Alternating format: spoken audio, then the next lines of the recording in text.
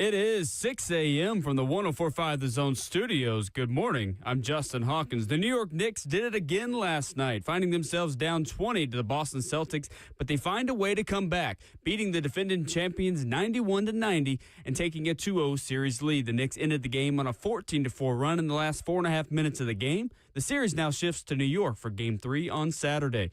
The Oklahoma City Thunder even up the series with the Denver Nuggets as they set NBA and franchise marks in a 149-106 win. The Thunder set an NBA record with the most points in the first half in playoff history with 87. They also set a franchise mark for the most points in a playoff game with 149. Shai Gilgeous-Alexander had a game-high 34 points, and the series switches to Denver for Game 3 on Friday. In the NHL, the Toronto Maple Leafs took a 2-0 series lead over the defending Stanley Cup champions Florida Panthers in a 4-3 win.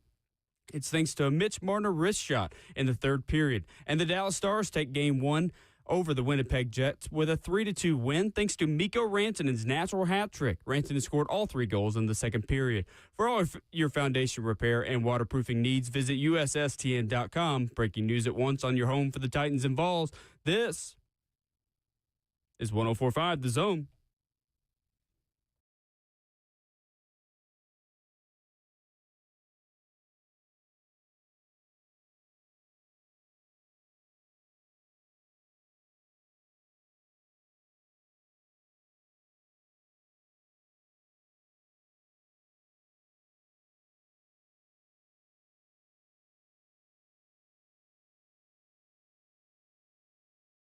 RKW 104.5 The Zone, kicking off your Thursday morning, and on this program, it is known as Friday Junior. 615-737-1045, the number. We stream it live on 104.5 The Zone TV, Facebook Live, YouTube, Twitter, or Twitch. A jam-packed show this morning. Coach Dave McGinnis at 7:20, Bryant McFadden of CBS Sports at 8:20, Aditi Kinkhabwala of CBS Sports at 9:20. 615-737-1045. Crew's all here. Ramon Foster, Kayla Anderson, and Will Bowling. Justin Hawkins is our producer. Good morning. Good morning, What's good going folks. Man, a lot of everything. You had a long night, man. Long one, man. Little high school playoff baseball had to go to Chat Town. That's what everybody like to call it. Chat Town. Chat Town. It was a beautiful setting yesterday, though. The school that they're playing against, I've never heard of them, to be quite honest. And I say that with a lot of respect. So there's so many schools. They're new to the division. Any state. Yeah. Chattanooga Christian. New to the division. Yeah. I had no idea who the Chargers. Yeah, the Chargers. Nice campus, too, man. As you can tell, it looks new because you see, like, the buildings. But their campus, they got an amazing bond. I'm a bonfire food. Do you hear me? They got this big old pit in the middle of their campus. Man, it's actually pretty, it's done up pretty solid. Do they do up the bonfire like every... Not last night, but I saw it was wood remains in there or whatever. So it was actually pretty cool. That's really cool. Yeah, I told you guys walking in, I got two 12s in my truck, okay, 2 sub kicker 12s in there, and I just sat in there for a second and just blasted music, like, let's get this mind right. Yep. I was in there like like Dwight.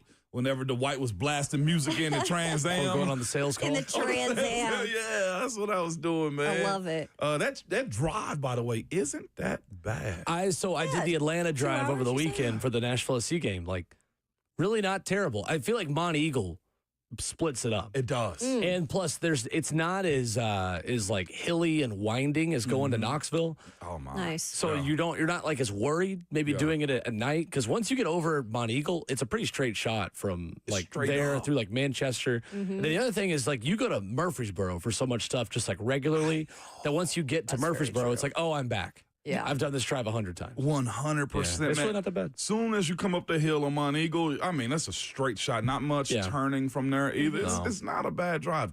By the way, Chattanooga, the city in general, is really trying to beautify itself. Booming. It is booming. Lots of restaurants there, too. It's a really cool city. It doesn't get enough credit. Chattanooga's awesome.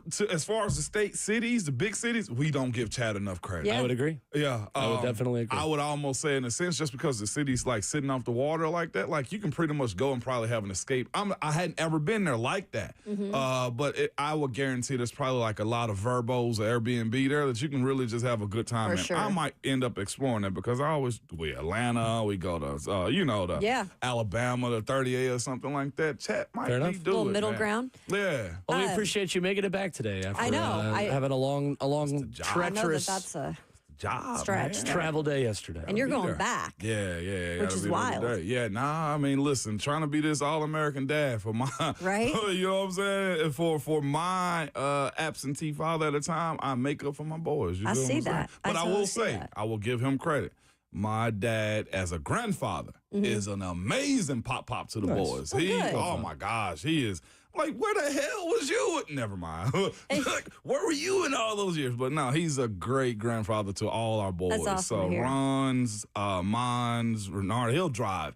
This guy will drive anywhere for the grandkids. Love so It's amazing how good stuff. dads like they love being grandpas. Yeah, you know, oh my like it's gosh. like the biggest thing for them. My dad gets so excited when he gets to go see my brother's kids. sure. Oh, Yeah. I'm going to see the boys, going to see ELS basketball. He just talks about it nonstop. I'm like, you like being a grandpa more than you did being a dad, do you? You know what it is? They miss us in the house and stuff. And that's true. Yeah. That's very true. Because I think about it a little bit now. RJ 16, Miles is about to be 13 this weekend.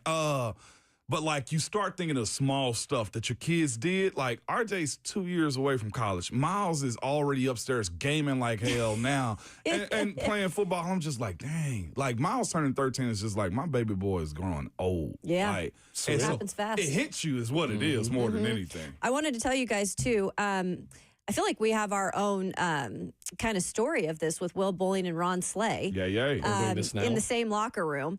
I watched Shooting Guards last night, the untold story on Netflix. Shooting guards. Gilbert Arenas and Javaris Crittenden. I gotta look And at you that guys, Crittenden. Yeah. it is really interesting because I never knew the story beyond just that small, the locker room incident that blew everything up. Yeah. But the things leading up to both of their upbringings and then them coming together in the middle with that, and then where Jarvis Crittenden went, and it's very sad in terms of where his life ended up. But he's back out. He's out of jail now. Yeah. So that's all I'll say. But I suggest you watching it if you like any of those types of stories that are kind of untold and you don't know all the details. But I just say that because the locker room incident, I did not know all the details of that, but like it got all described in there, and it was little compared to what it ended up to be. Yeah, I got to go check that out. I did say about that. It's whenever Gilbert Arenas and Crittenden brought in pistols to the locker room. I mean, he laid them out and told them, pick one. Pick one, because he collected them. And by the way, Gilbert Arenas' kid just got in a horrific accident 2 weeks ago. He's finally out of the coma, so I didn't even realize that when I was watching. I was like, his son, was just in that accident. True was. That really was good a story. nut situation right there. Oh, but the setting of Jack Christian, it's in between like this valley. You see the mountains and the haze of the sky. It was actually pretty dope, man. But that is a pretty setting. Yeah, no doubt about it. Well, do we start the show with my response to Slay's rant about my basketball take yesterday? Or do we wait until he's awake and more of Nashville's awake at 7 o'clock? Is he's not awake yet, Con? Okay. Wait, I like wait till this. 7. Somebody gonna text him too, I'm sure, and be like, That's fine. it won't be me texting. He tunes in. We'll see him coming in. He'll be like, savages, and that's when we go. He'll say, morning, folks. MAWNIN is always how he writes in. It says folks. So anyway, we'll wait till he's and we'll make the Titan sound too. Whenever it's time to summon them. The first down sound. No, I know. It just sounds like a dog barking. That was me over there. Yeah, no, I know. I was just a little confused as to why I just wanted to be a dog. Sound like Brian from the Family we talking Guy. Georgia football? Like, what are we? Yeah. No, we're not talking about Georgia. I saw this AI-generated SEC post that what would coaches' jobs be if they weren't coaches? Kirby's, by the way, a sheriff. That's what his would be. Yeah. They had Heupel as a mattress seller. Oh my gosh, I Yeah. could totally see Sam that. With the Pittman. mullet. Yeah, with the mullet. You saw it? Yes. Sam Pittman was a local bass player. Love Looks it. like an elementary school PE teacher. He Sam does. Pittman It straight up. I'm What just was being quite Lane? honest Like with you. a exotic yoga dancer? instructor. A long hair yoga instructor. It was by far one of the. Mine You was must have said that close. to my algorithm, Jayhawk. Either way. Wait, I want to see this when we send it to me. Yeah, no, I'll see if I can great. find it again. Man, I laughed pretty good in the truck sitting out there blasting music like that. That's So, awesome. Yeah, it is what it is. I felt like I had something else to tell you guys, too, from yesterday. I don't know. It'll come to mind in a minute. I was excited. Yeah, you got 4 hours. We got 4 hours. Oh, today is also a no coffee day for me, too. Really? Oh, tea? No coffee. No coffee. I got to give blood today. By the way, men, that's right. go get checked out and everything, okay? You stubborn, bone-headed, hard-headed men, specifically, because women go do it often, okay?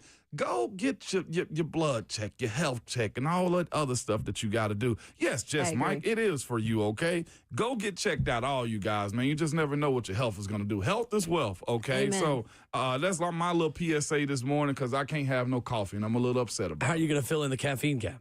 How am I going to fill in? Being hyped today. Okay. Because you can't drink anything. Being ready today. Yeah, no food, no caffeine this morning. Just how am I going to do it? Water? Well, no, because we do a damn good show, okay? Well, that's true. Oh. Yeah, we bring the I got hype. plenty of water. I Yeah, got to good. scarf it down. Essential. You're a better man than me. I know. Essential. I'd have a migraine by the end of the show if I didn't have at least 2 cups of coffee. You think I'm kidding? I know you serious. I got way too much of a dependency on it to be 27 years old and be this caffeine dependent. When did it happen, your dependency on caffeine? That's a good question. Because mine happened. College? Did it that early? Yeah. I never drank coffee. Probably in middle college. of college, to be honest with you. Did it? Yeah. College, Okay. for sure. But then, school isn't hard. Like, college is easy, compared to high school classes that I took. So, honestly, junior, senior year, I'd still sleep till like 10 or 11 because I just would stack the schedule and not have to go to class until like noon. Because in this line of work, school's you're just working other jobs, and so you can stack it the way you want to. And so I didn't really need it until like noon, but. Yeah. I still had dependency on it, just not as early in the morning, obviously. You library coffee drinker? Because I went to the library, honestly, at UT maybe 5 times.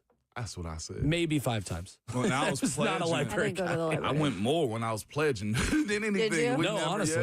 Yeah. Same. Yeah. We had an area by the library that we would all congregate to For and do real? studying, Yeah. which was not really studying, let's be real. I'm gonna It was be social real. hour. I enjoyed going to the library though. It just felt Did I you? felt You felt out smart? of place going to the I did too. library. Yeah, because we I had the did too. Thornton Center where the athletes, the academic And that was why center. I didn't go either. Yeah. So So whatever we had, You didn't have to. we had go. we Yeah. did, but we had to go to the Right. athlete one. So we Exactly. were required to go to the Thornton Center and get, what was it, like 4 study hours and 4 tutoring hours a week. And I was a freshman who wasn't traveling on a team that doesn't even miss that much class, being like, I'm good.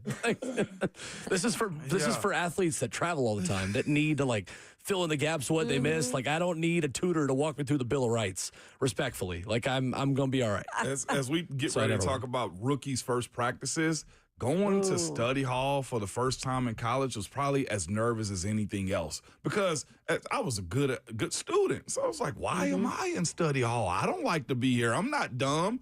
And then I ended up having a 2.1 GPA the first year. Party and got That to will it. kick you in a high All those gear. other things that are going on. Oh, yeah, buddy. 615-737-1045 is our number. Again, a loaded guest list today. Coach Mack at 7:20, Bryant McFadden at 8:20, and Aditi Kinkhabwala in hour 4 at 9:20. Coming up, though, we talked with Mike Borgonzi on the show yesterday. A couple of key takeaways from that conversation in what we hope to see from rookie minicamp, specifically from Cam Ward this upcoming weekend. That's next.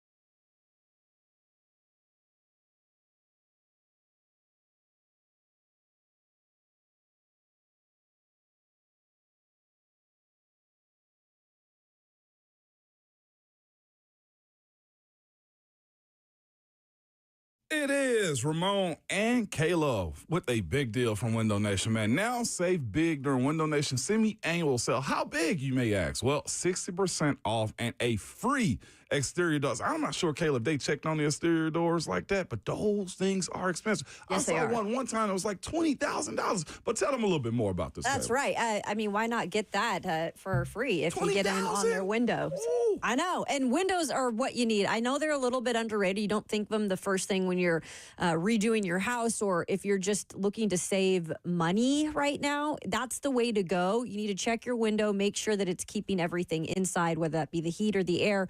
It's not leaking. If any of that stuff is happening, check out Window Nation and you can get new windows and they will satisfy you. Guarantee you that. 96% customer satisfaction rating to be exact. Over 45,000 5-star reviews and 1,500 colors and styles to choose from. So it'll match whatever your interior and exterior is. All you got to do to get in on the deals now is call for a fast free estimate with the pros at Window Nation, 866-90Nation, or go to windownation.com.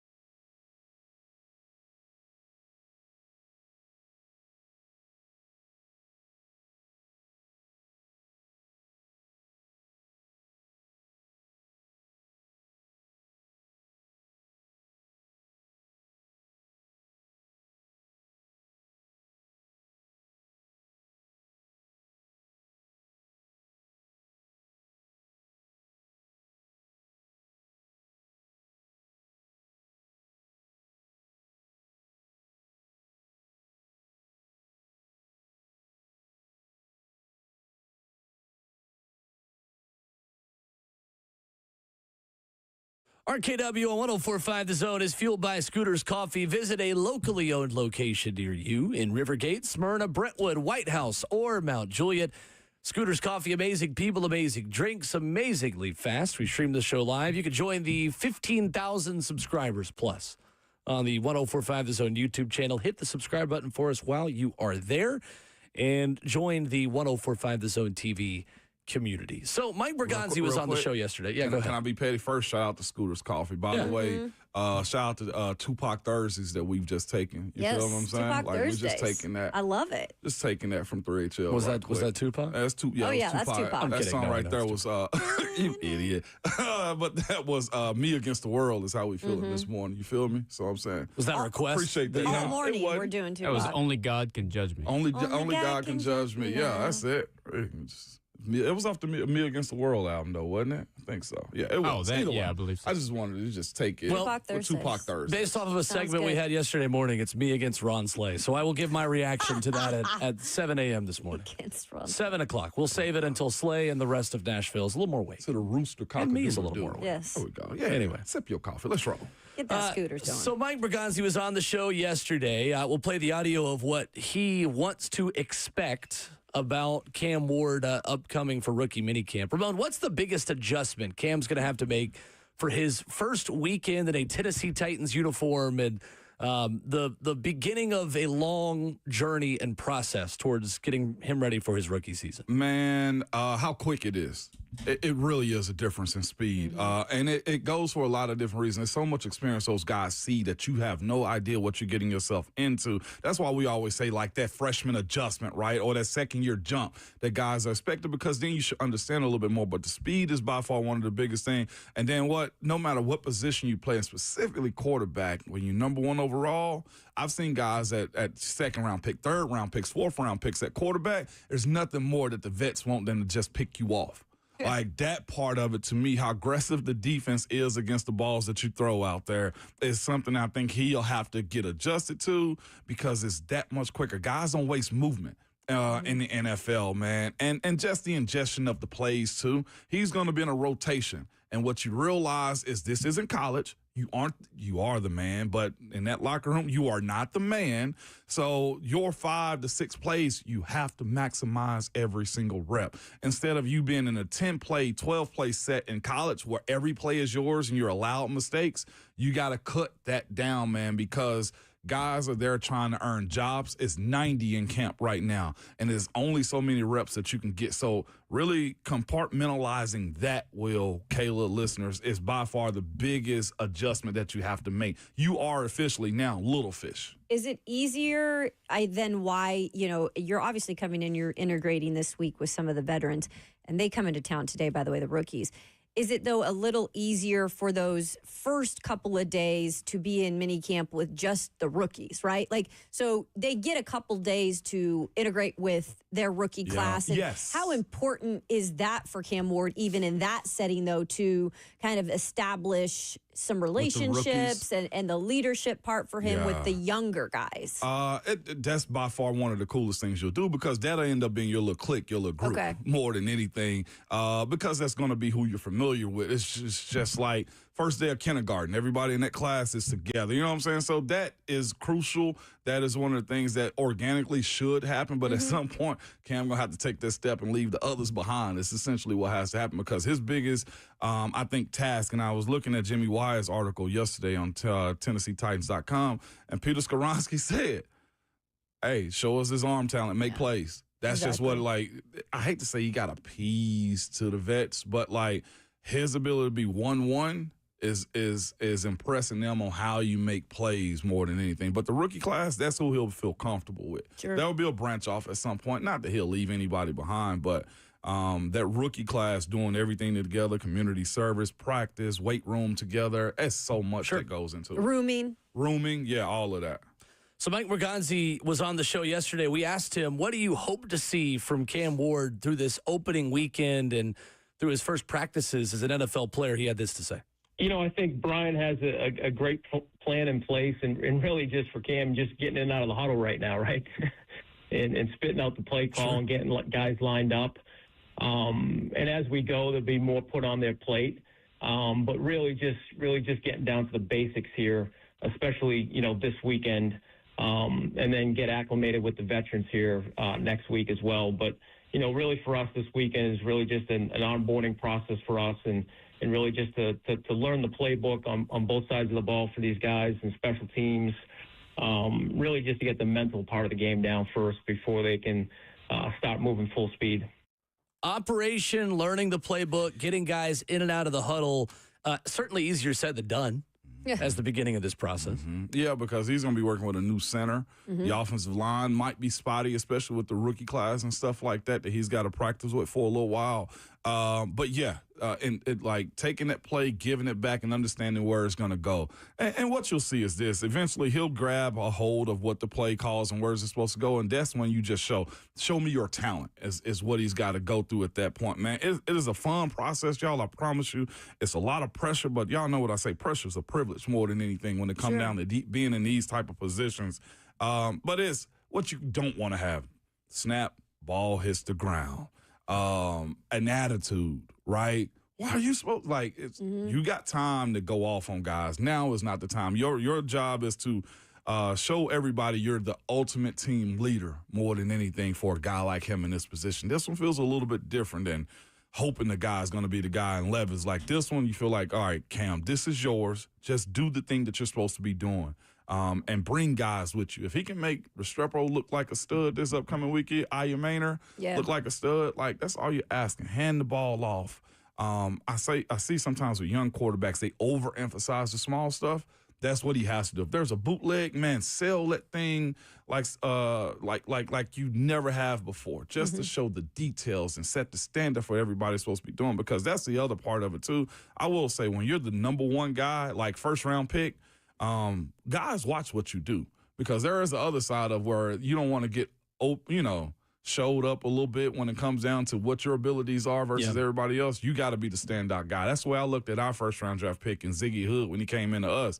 I was expecting God to walk out there. Yeah. You see what I'm saying? Like the pressure. There's an expectation internally too, not just externally. You feel me? Like for sure. You're supposed to look like God out there, man. And I think that's what will solidify Cam first, especially with his rookies. Like, nah, him. Sure. Yeah. When you get into the facility, when you arrive, what's the biggest oh my gosh, this is a different moment? Because I know I've heard guys in the past be saying, I'm handed the playbook and that thing is thick. Yeah.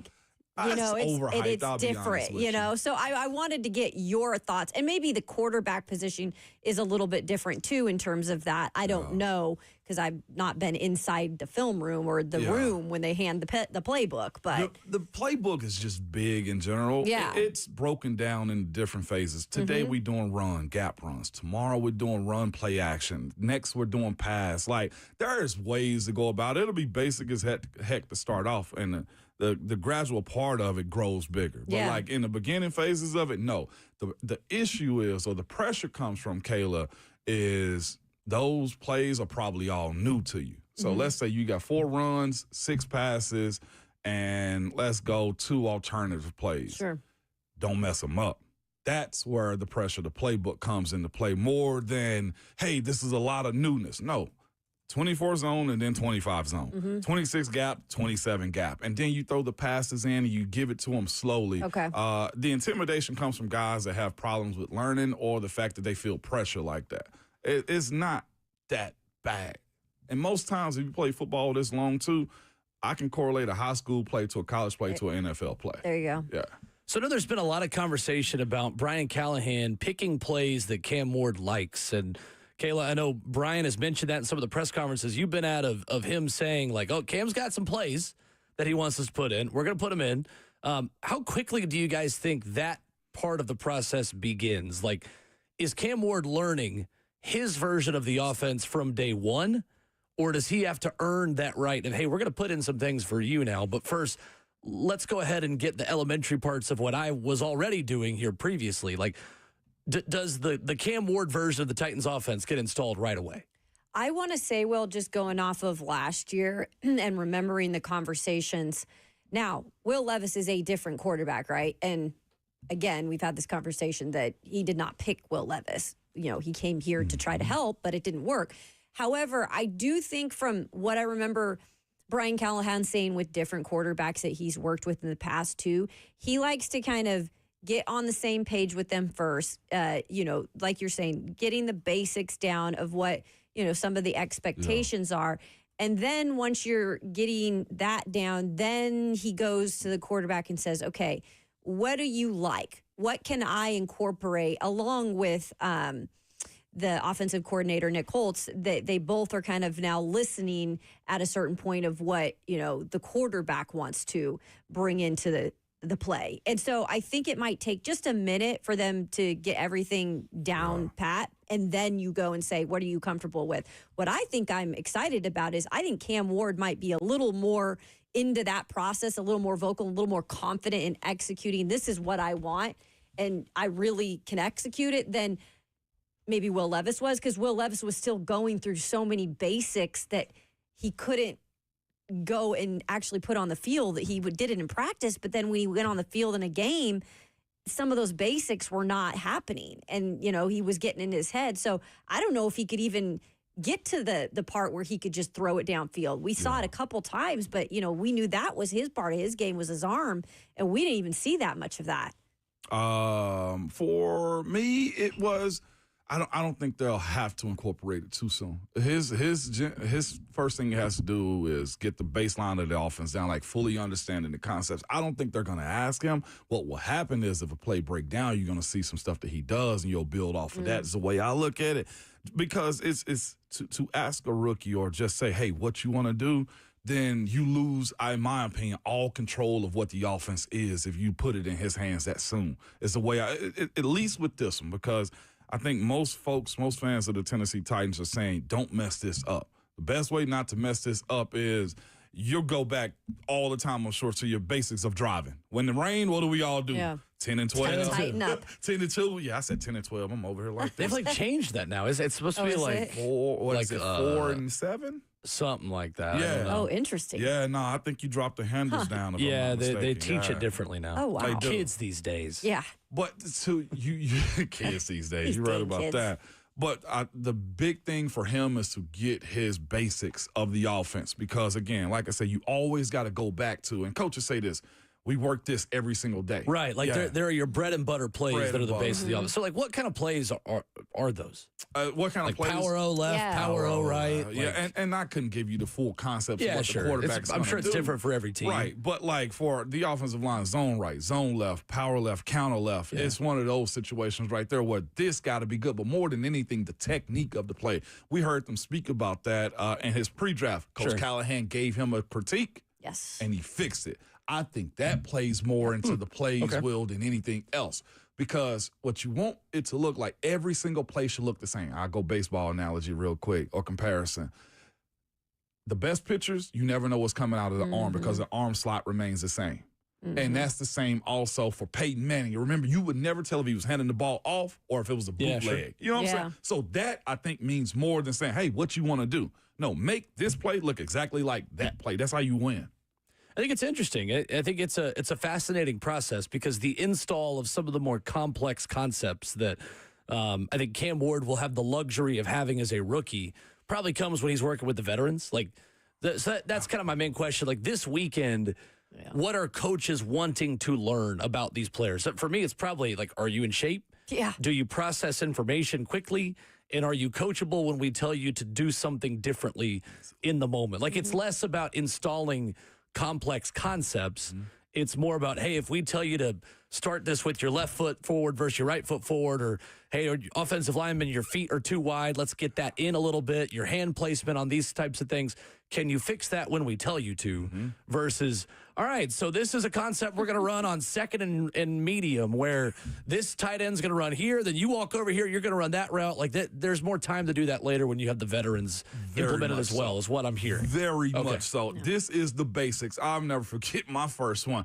And I thought I was doing it. Step over the line when you step. When you come out of your stance, it's did you move forward or did you move back? Did you immediately lose ground or gain ground? Exactly. Yeah, and that's where, like, Coach Callahan telling him about his drop that he had or something he critiqued, like, that matters more right now. because we're not close to the season. Right. They're coaches. They want to coach the technique and tell you the best way to be successful. And it is, how quick can you adjust? Did you remember the plays we did in the first period? Because we're doing those again. And we'll tell you, hey, coach, what do I got on this? Well, there's a lot of that happens. Do you, real quick, spend more time with your position coach during these 3 days or as a group as a whole? Position coach. Okay. Position coach and then the OC for the most part. But, oh, golly, you know the breath mint that the position coaches have. The position coach and the strength coach always, right? Or not the breath. You see your strength coach more than you see the head coach. Yeah, especially as a rookie. True. And anyone who's been a college athlete as a freshman, there's, I would imagine, Ramon, similarities in the way that, hey, just go marinate over there with strength coach, and we'll call you when you need you. We're good. Just go fix your body, and we'll be good. In any building, the best tip I would give to any rookie going into the facility, familiarize yourself with the weight room coach. Oh, yeah. He is more times, or she is, the right hand to the coach. If you miss the weight room, you're probably going to mess up in the game. I think the average sports fan, I'll put myself in this boat until I was in a facility as a college athlete, and A, for myself, and B, just watching other practices just as a fly on the wall. I don't think the average fan understands how important strength coach hires are, especially in college when you're remaking a lot of just bodies of players that maybe were just eating Wheaties and, McDonald's in high school because you don't have nutrition plans, and then you get guys in nutrition plans. But I think the way the Titans have remade all of that process is meaningful, because we saw the Titans not have as many soft tissue injuries or as many just cheap injuries last season. If guys were getting hurt last year, it was big problems that are unavoidable, that are unlucky. I wonder if they asked Cam Ward to do anything different, like and just in terms of body or muscle. Yes, they do. Quarterbacks have a separate. I'm just always curious to if we see. You saw Jaden Daniels last year, and I think we all thought he would put on more weight. I mean, I don't even think he really put on much more weight or anything like that. We ain't even talk about it, right? Yeah, when you're good. Yeah. That's the classic thing of insert quarterback here, didn't have a great season. Yeah. Well, this year I'm X amount of pounds heavier. Well, this year I think I'm going to be lighter to try to avoid the rush more. And it's our favorite thing to talk about when guys don't live up to expectations. The first time a player gets in trouble, missing the weight room. I tell y'all are so dumb. All our strength coach, Guimont, all y'all got to do is go see Guy every morning. That's it. And they just drop the ball on that one because it shows, one, the rookies got to be there earlier than everybody for the most part. So if you miss that time schedule and then you get behind on everything else, and those coaches talk directly to the strength coach. Yeah. For me, I think the thing we'll see right away with Cam is more of the vertical passing game down the seams. Justin Graver put out a good video yesterday and talked about how Brian Callahan will put in plays that Cam wants to run that also fits what he wants to do, and about how well he uses just 4 verticals. And there's a play he loves in the Miami playbook. It's switch verts, where the slot receiver switches the seam they're running up with the outside receiver on both sides. And against a single high safety, as Cam said on 3HL in the interview he did, we're going window shopping. and that is one thing that Cam is really good at doing, is the intermediate passing game over the middle, not just on crossers, but on vertical routes. And when a safety has got to make a business decision between which slot receiver am I taking, he is so good at putting his foot in the ground and just gunning it to the one that's open. And that, I think, is one thing we'll see him take chances on quickly and go window shopping. So to the point of I think what I would be interested to watch is how many chances does he take early to just rip it? Because that's who he is. And I think against rookies, at least this first weekend, he's going to be able to pull off some of those wow moments. And specifically, I think that's how he's going to do it. So I'm going to retweet that video from Titans Film Room, Justin Graver, on our show account. I think it's a really, really good, interesting piece of analysis. I do want to see, though, to that point of him owning that concept, how good and how quick they get his protection down. Because in Miami, we talked about that. He had a line of protection that allowed that. Yeah, he had a wall that is tough, too, when you talk about working with rookies or working with the 2s or 3s. You don't get the luxury to take a lot of the risks you would take with a starting offensive line, because backup offensive lines can be a challenge sometimes. Well, here's what I also say real quick, though, too. You touch his arm, you fire it, though, too. So they're going to get the play. That's right now. Yeah, that's also that part. 615-737-1045. A college football legend is retiring, finally. That's next.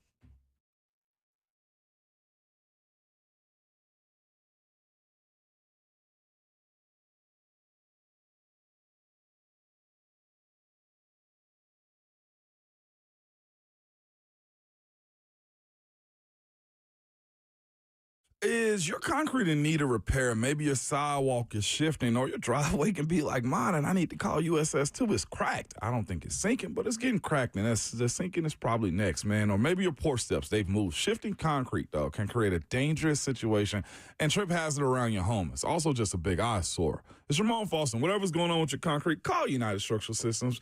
Ask them about the polyurethane foam injections.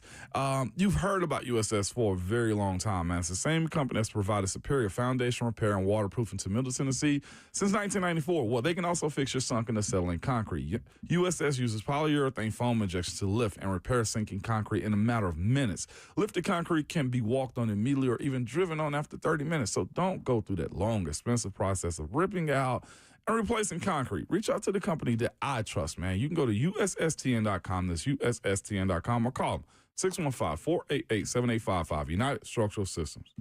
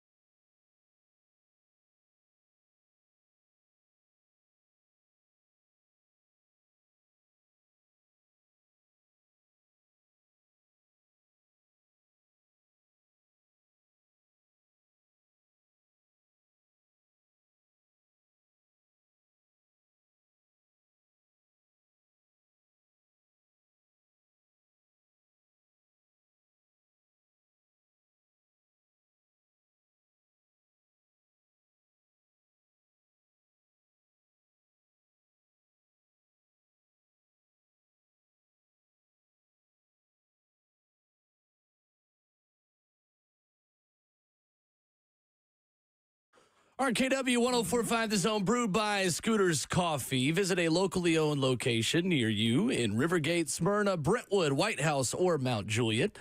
Amazing people, amazing drinks, amazingly fast. What wasn't amazingly fast, guys? Cam Rising's college football career. Officially ended yesterday. A college football career that started when I was still in college. I guess the last college athlete to ever be older than me. Finally gone. I don't know if he's actually older than me. I have to check that. Cam Rising medically retiring from college football yesterday, a 7-year NCAA career. And he says, due to a hand injury I suffered during the Baylor game, I've been advised by 2 orthopedic physicians that I will never be able to return to playing football. Said he will obtain a third opinion before undergoing surgery on his right hand. But he came back last season, had a 49-0 win over Southern Utah last fall. He started for the first time in 606 days, threw 5 touchdowns in 1 half, and then got hurt again. The Cam Rising era is officially over. We salute you, our king, our 7-year veteran of college football. Not Rising anymore, Cam City. It should be his new name. In all seriousness. We call him Buck these days, too. Buck City. Buck City. Yeah. Maybe when he retires, right, from radio. He got a long way. Yes, he does. So this is honestly the most unlucky man in college football. It really is. Yeah. I actually think he could have been really good when he played at Utah, and that's obviously what they expected because Utah is known defensively as being a really solid team. And I think when they got Cam Rising, they thought, this could be our quarterback. And, he only played 2 13-game seasons. His first year, he only played 1, and obviously Will just mentioned that last season in 2024. He only played 3, but, he's gone through everything from that 2020 season, a shoulder injury. He suffered a concussion in 2021, tore multiple ligaments in his knee 2022. He's dealt with a lower leg injury, now the hand injury. It was always something, but the seasons that he was healthy, he was decent, especially that 2022 season, over 3,000 yards. 26 touchdowns. Yep. And so it's a sad situation. When he's healthy. Yeah, he did, at least to your point, had a shot to have an NFL career had he stayed healthy. 100%. It's unfortunate, man. I tell anybody, for the folks that come back from injuries, Achilles, ACLs, PCLs, all that type of stuff, I commend you. That is a long road back. And just that's why Andrew Luck retired. Yeah. Right? That's the conversation behind the back and neck stuff. Yeah. One of my good friends, David DeCastro, Dave should still be playing right now. And Dave just couldn't deal, I ain't going to say couldn't deal with it, just hate dealing with injuries. I feel him. Like that one time I had my hyperextended knee in camp, it is by far the worst rehabbing through stuff. Like I've broken my thumb. I got a plate in there. I had toe surgery. Oof, that one would have sucked. Yeah, I had that on my birthday in 2005, right after my redshirt year. But surgery suck. And anybody that continuously bounce back like that, I'm surprised Teddy Bridgewater wanted to give it a shot back. Mm-hmm. Yeah. So salute to him, man. Know when to say when is what I would tell him to. I know he was kind of forced. I'm surprised he didn't earlier. Yeah. Yeah, injuries. I commend any player, man, that comes back from any injury, especially like a surgery. You lose all your muscle. You're not who you once was because you lost all that muscle, and then you got to get all of that back and tell yourself, I'm normal again. You hear these stories all the time where guys be like, well, I heard the pop, and I knew I was back because it didn't bother. I wouldn't want to go through that. And there's always somebody new coming up. Yeah, that's the other thing. There's always a new, rookie or whatever it might be. Then you're playing catch up, right? Chasing your job, yeah. So if he's done after 7 years, the dude that was at Miami for 9 years, is he done too? Cam McCormick, yeah. Yeah, can we get all them people out right now? Maybe he should be an undrafted free agent. Just bring all of Cam's weapons from Miami. Right? He's already had undrafted free agency already, okay? He could be the assistant tight ends coach as well, Cam McCormick. All this tells me, though, is Cam Rising's probably going to be one heck of a coach. I think so, too. He's got the tenacity. Yeah. I forgot that he started at Texas in 2019 when he transferred. He transferred to Utah in 2019 from Texas. That's wild. He was at Texas in 2018. I did not know that, Will. Yeah. I just thought I've been watching him for 8 years at Utah. Mm-hmm. Honestly, it feels like 8 years. I think he had 6 seasons at Utah and then 1 at Texas. That is insane. I kind of like hate saying this at times because sometimes it don't correlate, but like that alum the Utes have out there in Utah, I know there's a ton of bread out there. He should be good. Like as far as like the connections that he can make out there. Yeah, talking about yesterday, the money you can make as a former quarterback on the speaker circuit for the rest of your life. Yep. He'll be all right. He gonna be all right. It is sad though. He is one of the most like what if players in college football. Like what if this guy had stayed healthy? Dane Brugler even wrote about it in The Athletic in this story yesterday, and some of the stuff I was reading. Like, legitimate NFL prospect for this cycle had he been healthy going into this cycle. Like, somebody would have taken a chance on him because he is like the prototypical backup quarterback to me in the NFL, and just his knowledge and his leadership abilities. And that's what Dane Brugler wrote, is like their NFL teams had interest in him mentally also, just as a guy that had kind of stuck it out and was a really good locker room guy. He reminded me of, because he was playing even I think back when Minshew had just left Washington State, but he kind of reminded me sometimes of Gardner Minshew too. Yeah, and the personalities. So he'll pick up though. 615-737-1045. All right, I said something about the NBA yesterday. Ron Slay had a very impassioned rant about it on 3HL yesterday. I have waited an hour, here we go. And I will give my response coming up next. Hit 'em up.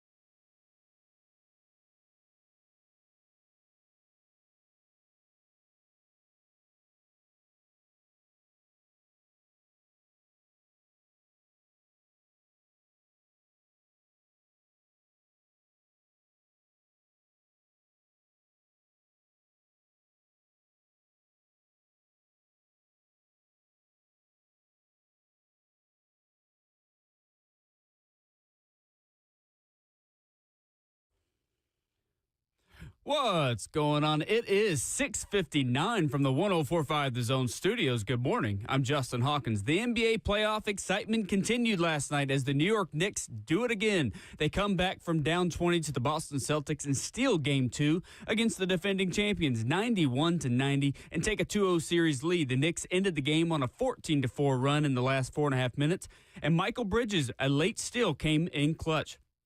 The series will now shift to New York for Game 3 on Saturday. And the Oklahoma City evened up the series with the Denver Nuggets as they set NBA and franchise records in a 149-106 win. The Thunder set NBA record with the most points in a first half in playoff history with 87 and a franchise mark for most points in a playoff game with 149. Shai Gilgeous-Alexander had a game-high of 34 points, and now the series switches to Denver for Game 3 on Friday. In the NHL, the Toronto Maple Leafs took a 2-0 series lead over the defending Stanley Cup champions Florida Panthers in a 4-3 win, thanks to a Mitch Marner wrist shot in the third period. And the Dallas Stars take Game 1 over the Winnipeg Jets with a 3-2 win, thanks to Mikko Rantanen's natural hat trick. All 3 goals came in the second period. For all your foundation repair and waterproofing needs, visit USSTN.com. Breaking news at once on your home for the Titans and Vols. This is 104.5 The Zone.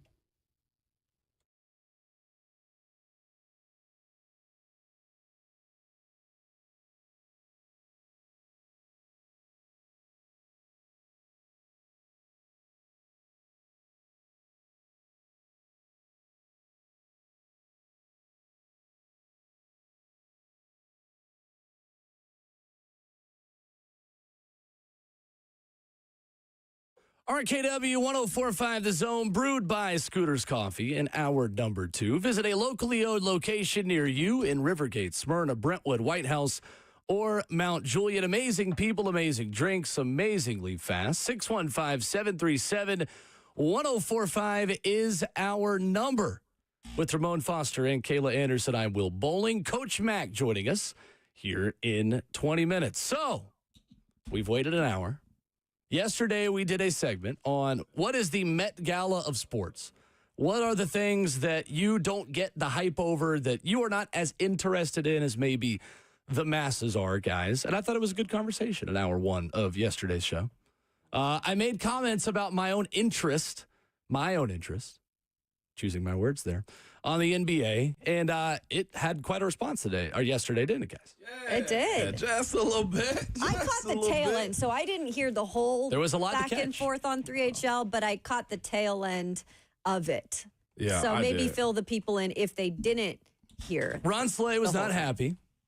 He went on a long, impassioned rant about it, which you can hear in hour 1 of the 3HL podcast, which I'll promote for you. I'm a good teammate. I always will be. Here's my thing. I went back and listened to what I said yesterday, and I don't regret any of it. Here's the thing. It is popular to hate on the NBA. That is not what I am doing. There are a lot of people who want to talk about NBA television ratings and NBA's gone soft, NBA's this. That's not what I'm saying. I actually think the NBA has some interesting stories. I think there is a lot of talent. I think there's a fun, young generation of players. Because, again, I love college basketball, and I've watched a lot of those players. So don't take what I say about the NBA and my personal interest as the NBA is not interesting. It just doesn't interest me. And there's a difference between those two statements. There are a lot of people that scream a little bit too loudly without ever actually hearing the other side, talking about the NBA. I'm not in that boat. I'm not going to talk about, oh, it's a dying product, and it's no. There's a lot of reasons to like the NBA. But again, as I laid out yesterday, it does not interest me because A, there's not a local team. B, it's not the style that I prefer. Doesn't mean it's not entertaining to some people, which again, I said yesterday that clearly was not heard by our good friend Ron Slay. It does not interest me personally. Here's what I'm never going to do. I'm never going to force my own opinions and interests on you, the listener, or on anyone else. So here's the thing. I like soccer. I'm going to be an advocate for soccer. I'm going to promote Nashville SC. You don't have to like it. Mm-hmm. You don't have to like it. Honestly, Scout's honor. This is truth serum. I wasn't an MLS person until Nashville SC got here. Nashville SC opened the door for me to be interested in Major League Soccer. I tuned in. I watched it and said, this is pretty good. This is high quality. This is entertaining. This is interesting to me. There's a local tie. So, yeah, let's tune in. I think this is really cool. I think it's a fun style of play. And like I said yesterday, if there was a local NBA team, I would do the exact same thing. I'd probably like it. I'd probably get into the sport and be like, okay, I have a reason now to understand these stories and why they are significant to me as a sports fan. So I have been consistent on that if there was a local angle, like I, again, said yesterday, then I would probably get into it and find interest in it. But to me, what is interesting to me doesn't mean it's not interesting. Does that make sense? That makes sense. Mm-hmm. And, like, I'm not here to just poo-poo on the NBA and everyone who likes it. And, again, like I said yesterday, if you want to love it, that's great. If you don't love it, that's fine, too. Be who you want to be as a sports fan. Curate your own ways to entertain yourself, and we can all live happily ever after. It's really not that deep. I'm not going to start a war with Ron Slay because I can't win, first of all. It's going to be, all that meme, everybody snapping in the streets of, oh, boys. And I'm going to be by myself, and Ron Slay is going to have hundreds of people, and that's fine with me. I'm not trying to win a beef or a war here. But I am going to lay out what I actually said yesterday, which was not what was actually taken by Slay. I think he mistook my comments and lumped me in a bucket of people who like to crap on the NBA. That is not what I did and not what I'm doing. I explained why it was not interesting to me, and I'm moving on from there. Hit that track, J-Hawk. Take money. No, I did not approve this either. That's for me right there. Okay, fair enough. That's for me. Because I'm not starting any fights. No. I'm speaking from my own perspective. And if we want to yell about it and talk about it, that's fine. You can say whatever you want about it. Like I said yesterday, it doesn't bother me. I have been dying on this hill of not liking the NBA for years. I am used to it, and it does not bother me. I will stand on my own opinions, and we'll move on. Ramon is standing up if you're not in the chat. That goes for Mayor. That goes for Bab. RKW to the death with us. You got me. Oh! Yeah. Take money. Let's go. Yeah, Kayla, hit him with the take money. Yeah. Appreciate y'all, man. Woo. Hey, if you can't hear us, we got the Hit 'em Up beat in the background on Zone TV, man. That was for me. That wasn't for Will right there, man. We ride, baby. Let's go. Woo. And we've talked about it a lot, and maybe it's off-air conversations that Slay hasn't heard on air. I have told you guys just off-air in different times of, like, I respect a lot of what the NBA is and a lot of the athletes in it, and a lot of the young generation. And like I said, again, like, I can't get into it. Doesn't mean that I don't understand why people get into it. I have other things that demand my attention. I was watching U.S. Open Cup soccer last night because it's prep for what I do on weekends. It's what I get paid to do and broadcast Nashville SC and broadcast soccer games. So anyway. Look at Zeph. And I grew up watching the Braves every night. Like this time of year, like, to me, it's while I work, I have a beverage. Got into Zevia recently, free shout out. And I just have a beverage and prep the show and read articles and watch baseball. Man. I like a slow evening. Absolutely. Man, Zeph, if you don't get out the chat right now, man, you just started listening to Tupac a year ago. Stop this, man. Sydney says it's because you can't hoop. Yeah, that's true. There's a lot of sports. There's a lot of sports I can't do that I like. So just my ability to do a sport does not mean that I can't like it. I don't have a left foot or a right foot either in soccer, but I love soccer. You probably can't hoop either, but that's fine. You probably can't play football, but you love the Titans. Like, what do you? Hey, you don't have to be good at a sport to like watching it. So, hey, although I like egg and stuff on there. I'm an instigator for real, but like, don't y'all take this too serious. Yeah, like, no, it's never that serious. It ain't that deep. Like Steven tweets us, says the NBA is horrible and has been for a while. It's become uninteresting to most people. Yeah, I don't agree with that either. Just because it's not interesting to me doesn't mean that it's a trash product. I think it's a good product. I just wasn't raised on it. It doesn't interest me personally, and I don't have a local reason to get into it. And until I have one, I'm good, and that's fine. What I will say, it's not that deep. The playoffs are fire right now. And like I said yesterday, I always watch the playoffs. It is amazing. I enjoy the postseason basketball. And to that point, the more American stars, Cooper or Flag, hop into it this year. And there's so many guys behind him, too, that are going to continually keep this brand the same. I do think the American basketball is the best in the world. The players that come out are the best in the world. No matter how big of a star Wembyana is, like legitimately, official. But there, yeah, 100%. Hey, you like what you like. Zeph, I can't wait to put you in the ring. I've never seen Zeph in the chat till today. Because he like a little messiness. That's all it is. I'm going to put him in a headlock so hard. Do you understand me? One commenter says, bold move, doubling down. Let's see how Slay responds. Listen, I'm not doing my job if I let somebody disagreeing with my opinion change my opinion within 24 hours. Like, what? I'm not doubling down. I'm just, it just is what it is. Like, it's really not that serious. Yeah. Anyway, but I like postseason basketball. I'll tune in now, and the Knicks are up 2-0 in the Celtics, which we can talk about if you want to, because Jalen Brunson's a freaking stud. Celtics. Yeah, there we go, man. This should be pretty fun, man. That was a fun segment. Some cool stuff right here. I can't wait to see Zeph this evening sometime, man. I'm going to put him in the head and get him a noogie so bad. I ain't ever seen him in the chat like this. Forever. Yeah, no, a noogie. He has to have one, man. And I'm going to post it on Instagram, too. I can't wait to do that. It is very popular to hate on the NBA. That's not my intention of that conversation yesterday. I understand why people like it. It's light. This is fun. Let's have a good time with it. By the way, I said yesterday, Will versus Mayer. I got Will. Me and Savage in a free throw. Me and Savage in a free throw shooting contest, and Kaylin Babs in a home run contest in softball. All right. Well, y'all are both the edge rushers on the Titans media team, clearly, so build camaraderie. Right? Yeah, I can't wait, man. It should be a good time. We should do like a little like team, whatever that might be, softball game, ball, whatever it might be to raise money or something sometime. Our whole station get involved in it. Hey, that'd be fun. I'm just ready to do whack-a-mole or something is what I'm looking kickball. for. Yeah. Oh, no, I ain't running like that, man. Unless I'm kicking home runs. It'd be complete. After running with them boys last week, man, or 2 weeks ago, I know that story sticks in my head. Jammed up my knee, man. I was out here hurting like crazy, man. Shout out to the Wellness Institute in Nashville, though. Got me right. Getting you right. Yeah, 100%. Anyway, well, that's that. Yeah. There we go. Hey, that was solid. Settled. That was cool. Settled. I didn't think my take was that out of line yesterday. Hey, your take is your take. Yeah, exactly. Hey. It's my opinion. It doesn't mean the NBA is a horrible product. It means that it's not interesting to me. Stand on. Doesn't mean that it's not interesting overall. It just doesn't interest me personally with my point of view. I was definitely getting some hitbacks from Kentucky Derby, though. They were like, what do you mean? Oh, people came at you about the Derby? Oh, yeah, for sure. Yeah, right. Yeah. That's why we people are like, you got taste. to go. Well, and I agree. I have not been to the Kentucky Derby. Neither have I. It's maybe easier for me to say that. Steeplechase is this weekend. Derby pie, though, that they have is fire. Derby pie? Yeah, Derby pie is a thing up there. My brother brought one down from Louisville one time. What is it? It is like this chocolate, something else. That sounds awesome. I'm here for it.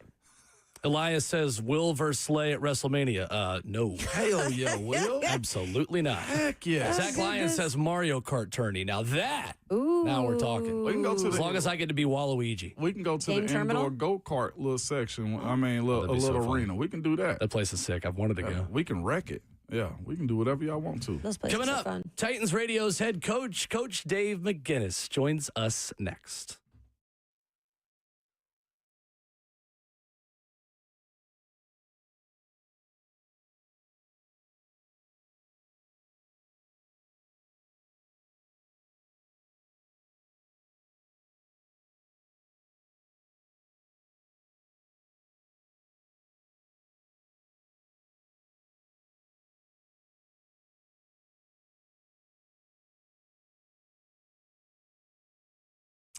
Genesis Diamonds is your destination for the best Mother's Day gift. I asked somebody yesterday, you got the Mother's Day taken care of? All right, you need to go to Genesis. All right, but this year, get her something that is timeless, meaningful, special. Genesis has put together an incredible selection of Mother's Day gifts that are both affordable and stylish, man. Layered necklaces, stackable rings, eternity bands, colored gemstones, heirloom quality jewelry, diamond bracelets, and earrings. These are pieces of jewelry she can wear anywhere, from Target to the theater, and she can enjoy them for years to come, too. Dinner out is nice. A thoughtful card, most definitely important. But if you really want to let mom know what she means to the family, bring her home something from Genesis. How about a birthstone ring or something elegant from Takori? Genesis Diamonds non-commissioned experts can help you pick out the perfect gift and stay in budget. Or if you really want to splurge, check out Genesis' amazing selection of ladies' pre-owned Rolex watches. So, whether this is her first Mother's Day or her 60th, mom deserves a gift that's anything but ordinary.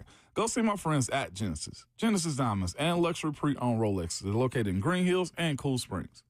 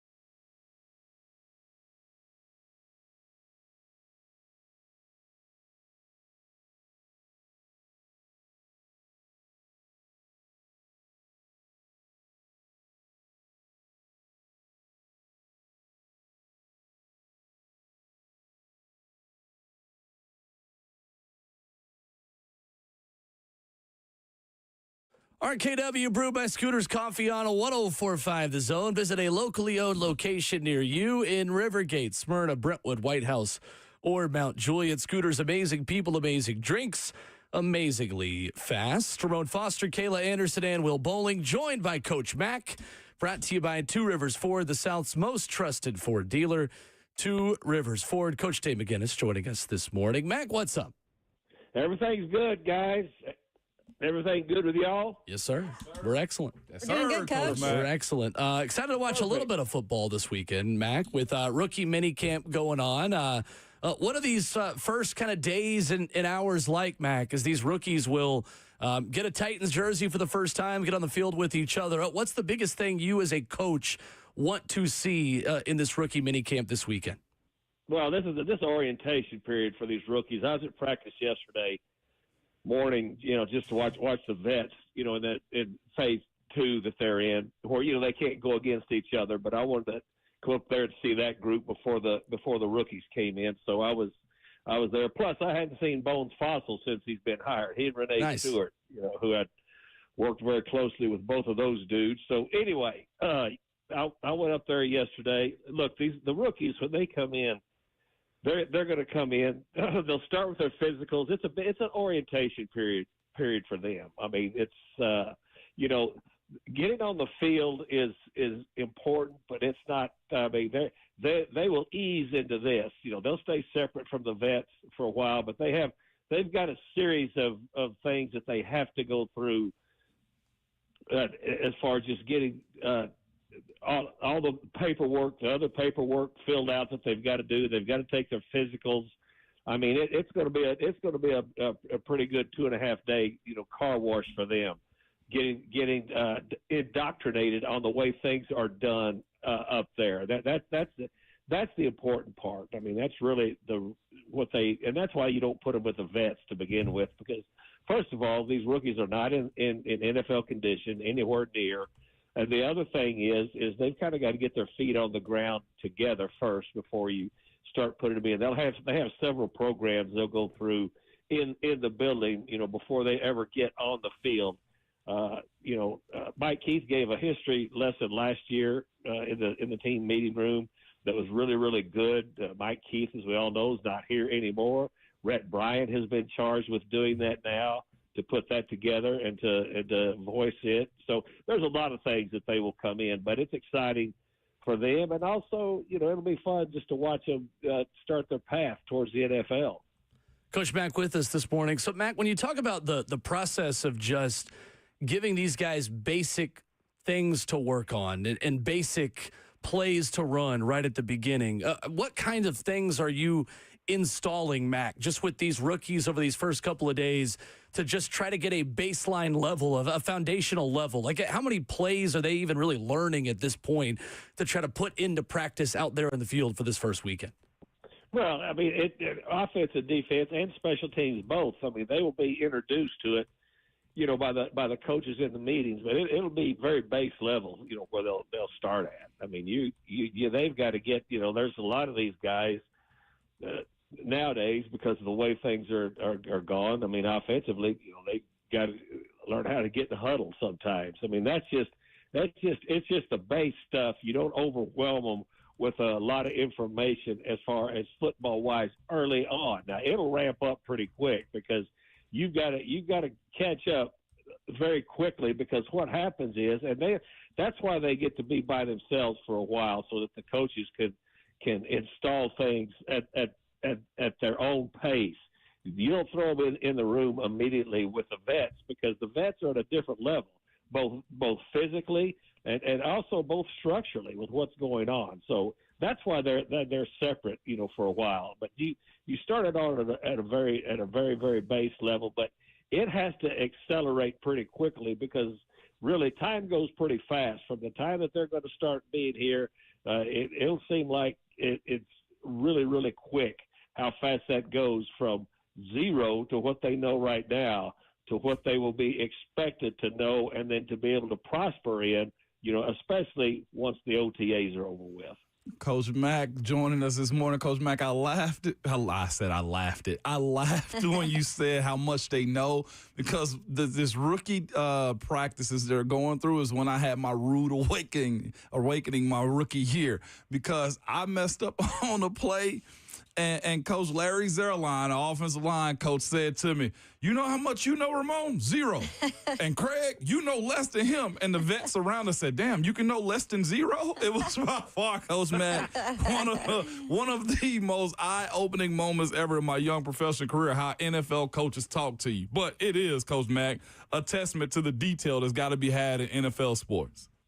Yeah, and you've got to start with a good foundation for them. I mean, because they're all – this is a big moment for all of them. I mean, go back to when you first went to camp. I mean, they're very excited about it, and really, you don't know what you don't know, right, when you come in. But they're even more, and I think I can say this, having done it for a lot of years, mm-hmm. they get more sophisticated every year just because of what they're exposed to, in the collegiate game, and especially now, with the way. I mean, you've got guys now that understand what it is to make money, to understand what it is to attempt to manage money. There are a lot of things that go into this, and plus, in the collegiate world, I mean, everything is planned out for you. I mean, you've got a place to stay. You've got they tell you when to eat. Everything. All of a sudden now, I mean, you're on a big stage, but you've got to make some decisions as a grown up on your own. So there's a whole lot that goes into it, and the places that I've been, the coaches and also the player engagement people, everybody in the building has a plan for these guys to start out with. I mean, there's a very detailed plan and a very detailed itinerary that they go through to at least get them a good footing off to a good start. Plus, you can speak to this, Ramon. They're nervous as hell. Because this is brand new. It's brand new to them, no matter how sophisticated they've been or how much they've been exposed to in their previous collegiate life. This is a different world.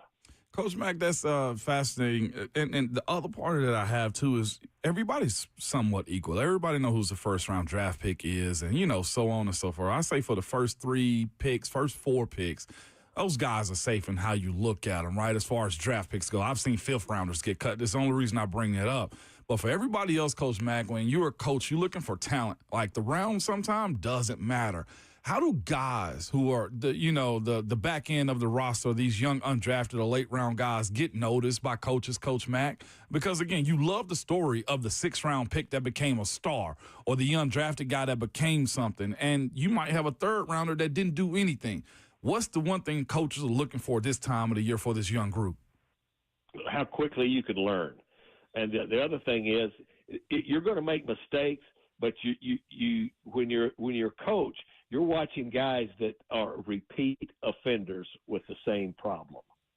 Because if you're not, you've got to learn quick in the National Football League. It doesn't mean that you will develop immediately into who you're going to be during an NFL career, but you don't want repeat offenders. You don't want guys that can't transfer it from one day to the next and from one concept to the next and build on it. That's what you're looking for. And you're also looking for guys that can stay consistent, because I have seen more guys during all of my career of coaching and being very close with these players, more guys have left the league, not because they physically weren't capable of doing it, they couldn't handle the mental grind. Because it's a regardless of what you say, it's a mental grind. And you've got to get those guys that can get zeroed in and focused in very, very quickly on the mental part of it. They've got a big step up on those that just can't seem to find their way. And that happens a lot. Coach Mack joining us this morning on RKW. We talked a little bit about this, but how important is it this, next few days or so, these next few days, to kind of build that relationship too with your position coaches as a rookie? Because we've heard so much about, Mike Borgonzi and how he expresses the development right now of these players while they're building a base. How much time do you spend and how critical is that? That's very critical. I mean, look, these vets, I mean, they can only be in the building for 6 hours right now. I mean, that's per CBA. I mean, all of that stuff is very much documented and put out. A rookie, I mean, you can spend as long as you want, and the coaches will spend as long as you want to spend with them too, because that's a very, very critical part. I mean, it's extremely important, because this is your job now. It's not, it's not just a hobby now. It's your job, and that's the way that they approach this, so that they don't get real tied up. They don't get so nervous that they can't perform. But they also have to be able to dial in to what's important. And what's important now is learning what the baseline of your job is and how you are expected to be able to perform, not only on the field, but in the classroom, in the meetings, in the building, all of those types of things. As a coach, that's what you're looking for first. Who is able to integrate themselves very quickly into a locker room and into what the National Football League is, that will help them develop later on down the road, structurally and physically. But the mental part of it, that's a huge, huge part of it. Who's on time, who's ready, who understands, the urgency of what's going on. All of that stuff is, and how much they are paying attention to all the programs that they are put through, because all these programs that you have now, when they first come in, they're not just there just to fill time. It's because it's very, very important, for the incremental steps of your development early on. Coach, is there a way, or have you ever seen this happen since you've been in the building and other buildings so many times, where a young quarterback, a rookie quarterback, can instantly start to build a connection with one of their skill players this early? Well, I mean, it's just it's something that has to happen, first of all, organically. You can't force anything. Absolutely. I mean, you can tell. I mean, through the years that I was very closely involved in all of this, you could tell some guys that are pretty comfortable in their own skin and make everybody else comfortable around them pretty quick. So you talk about a quarterback, absolutely you can. But that's incumbent upon not only the player, but you have to come into a professional locker room and a professional environment with a certain amount of respect to begin with, that you are giving to what to what the process is, and then you build from there. But that's all up to the individual, the way that you present yourself, and also the way that you respect what you're going into. Coach Mack, Titans Radio's head coach, with us this morning on RKW. Mack, we talked with Mike Borgonzi on the show yesterday about the inside linebacker group and the competition they've got for the guy to play next to Cody Barton. He brought up Cedric Gray first in that conversation. In limited opportunities, I know he got the start against Indy, played a lot on special teams when he got healthy last season. What did you see out of Cedric, and what can they build on? What is the positives from the tape that you like from Cedric Gray at North Carolina that makes you think that he could be that 1A next to Cody Barton with a number of guys competing there this year? Well, I like his tape coming out. When the vetted him coming out of the draft, I mean, he's a very instinctive guy. He's got a good feel for what goes on. He's got to be healthy, because you talk about when you miss the foundational part, regardless of what position you're in, which he did last year when as a rookie, when you get hurt early and you miss all of these fundamental steps, then it's up to you to hurry up and catch up.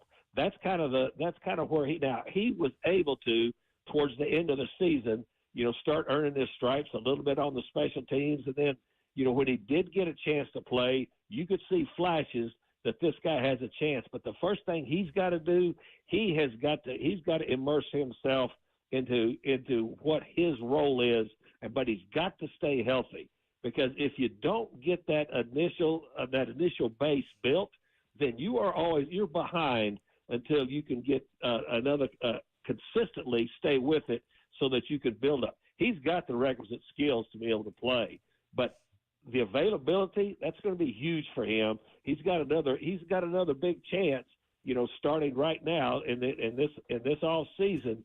So it's going to be up to him, and his health is imperative. You've got to be there. You've got to be there to be able to develop. Mack, I think a lot of people are interested in the Titans having 4 quarterbacks on the roster and the division of labor and the plan to get all those guys reps through camp and through kind of this time of year. For people who are maybe, confused about that or just not keeping their powder dry, Mack, as you would say, and worried about not being enough reps for everybody, what is the benefit to having 4 quarterbacks go through these practices and be in the building at the same time? I promise you they've got a plan for it. Yeah. I promise you they have a plan for it. So anybody else, just watch and watch it develop. Worrying about it, I mean, close your eyes, tell me what you see. That's about how much it helps. So just don't worry about it. Yeah. Mack, speaking of OTAs, it's voluntary, right? For the most part, is what we hear. But is there a suggestion if you're in a position to say, hey, Calvin, hey, Tyler Lockett, I appreciate it if you guys show up to camp, man, so we can get on the same page with our young quarterback. Is that because most vets work on a different timeline? That's something you think should or will be suggested, Coach Mack? It's always good to be around. Yeah. There's nothing bad comes from being there. Anytime you're there, it's a good thing. Now, every case is different, and again, I've been through all the iterations of this throughout my career. But once it's in the CBA, it is voluntary. It is voluntary, but when you're there, the better chance you have of staying. That's all I can say.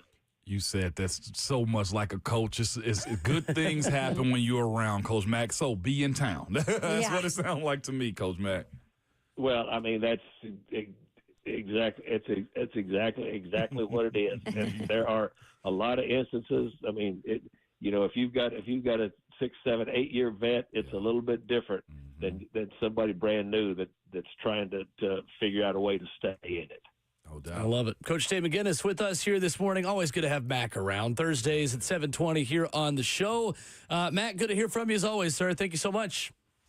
Guys, my pleasure. I'll see you up there pretty soon. Yes, yeah, sir. Thanks, Coach. Absolutely. There's Coach Mack. See you guys. With us here this morning, talking a little bit of rookie minicamp. Just be around. Just be there. He's like, I'll just say that. Because if you be there, you'll be took care of, is basically what Coach Mack is saying. Right. That sounds so much like a coach speak. Sure. It was, I almost had like flashbacks. And he was like, good things happen when you're around. So is that just Tomlin's voice in your head? Coach speak, just one-on-one, Kayla. Like, I'm not telling you to be here. Right. But good things happen if you are. Could hear Mike Munchak maybe saying that. Oh, my God. Oh, yeah. He called me one time.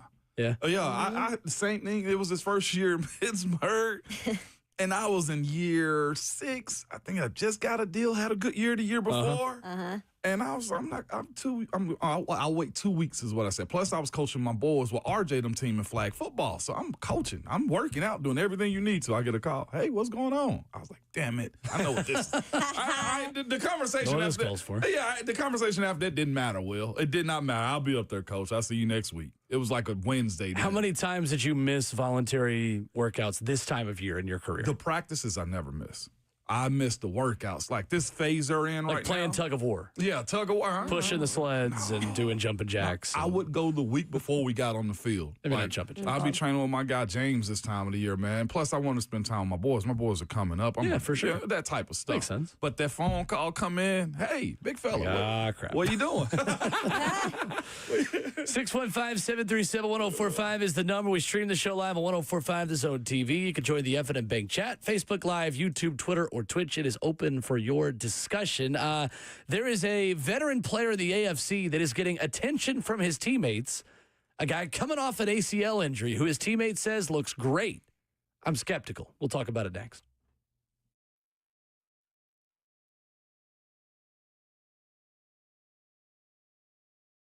We love being part of the moments that matter, which is why we're announcing employee pricing for everyone. You pay what we pay. Employee pricing at Two Rivers Ford.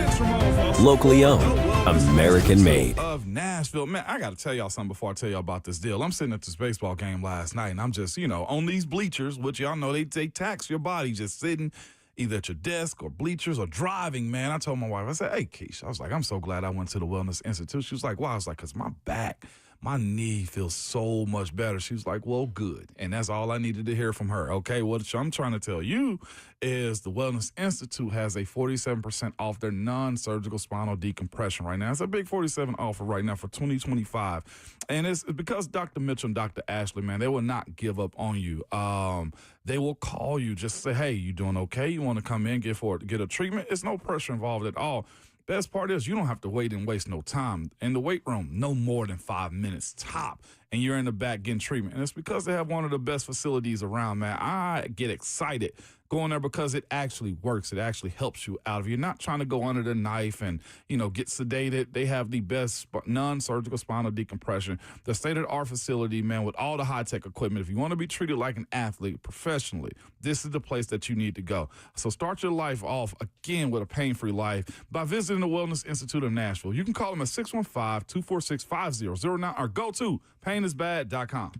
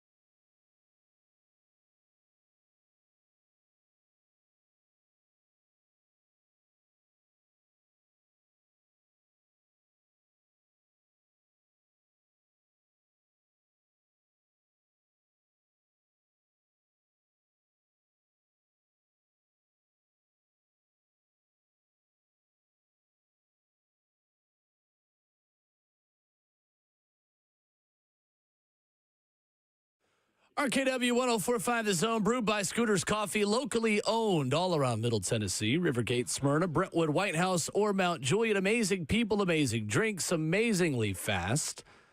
There is a new report that affects SEC football schedules in a big way if it is true and happens.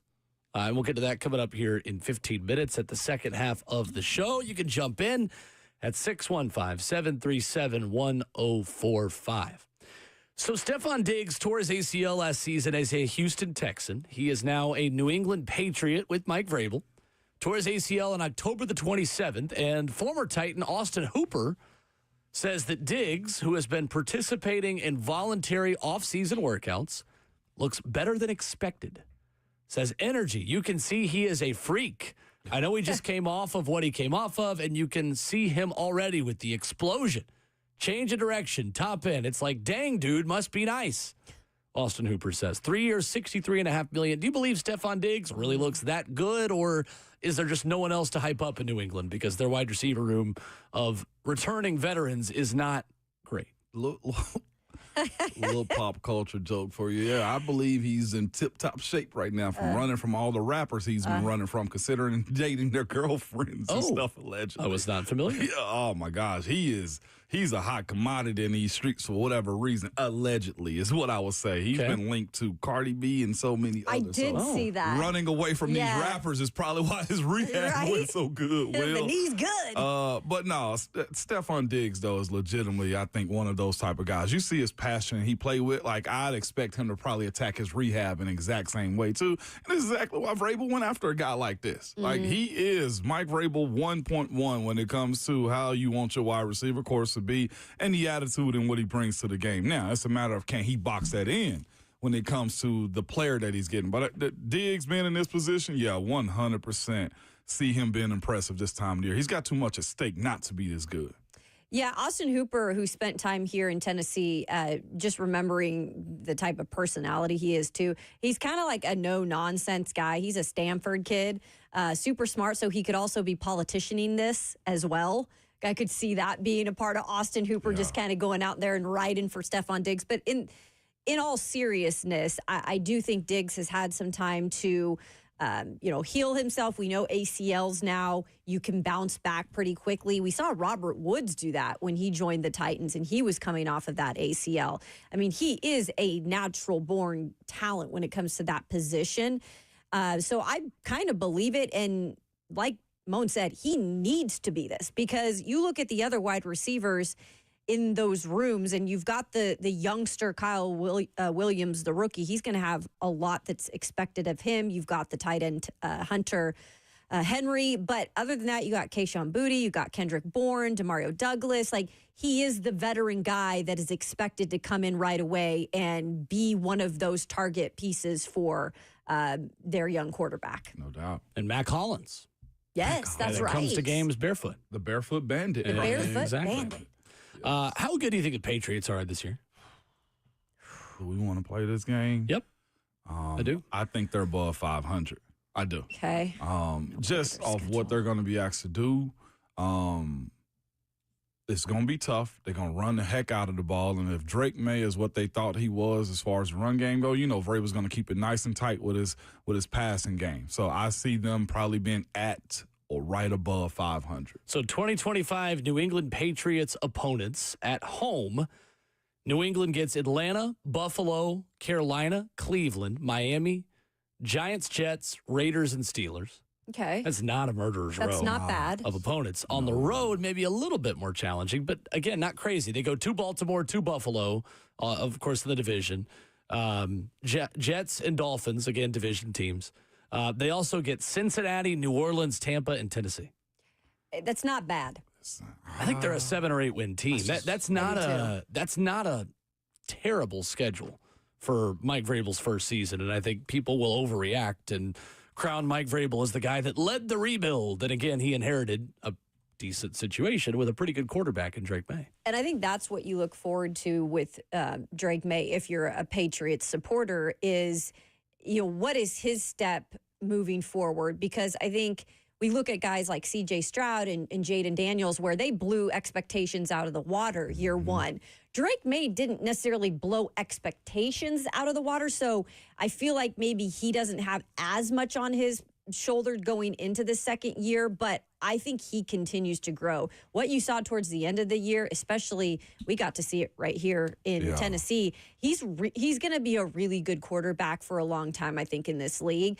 And he didn't set the bar too high for himself in year one. It's prime for a year two jump. ESPN on their betting odds, I know there's so many out there, but got him at 7.5. That's what I was. I think that's about right. That's about. Yeah. I wouldn't be shocked if they got 8. Okay. Considering, Miami situation is too healthy for both those games. Right. Exactly. Jets, what are they? You know what I'm saying? Respectfully. And then Pittsburgh, I know that one is a toss-up too because Rabel's team's going to be tough. It's, Drake May last season completed 67% of his passes, 2,200 yards, 15 touchdowns, 10 picks. He was sacked 34 times in 12 starts. God, dog. Come on your back. It is funny to watch Will Campbell just be totally loved by Bostonians and New England fans. That guy could not be more Southern and Cajun if he tried to. That's just a kid from Louisiana who I don't know if you ever heard him talk. I'm a Will Campbell fan. He is. He seems like a pretty funny guy. Yeah, he's cool. He's O-line through and through is the way I view him. I did hate the comment though. I will say I hate die that. for I'll die for you. You're not gonna get touched. All right.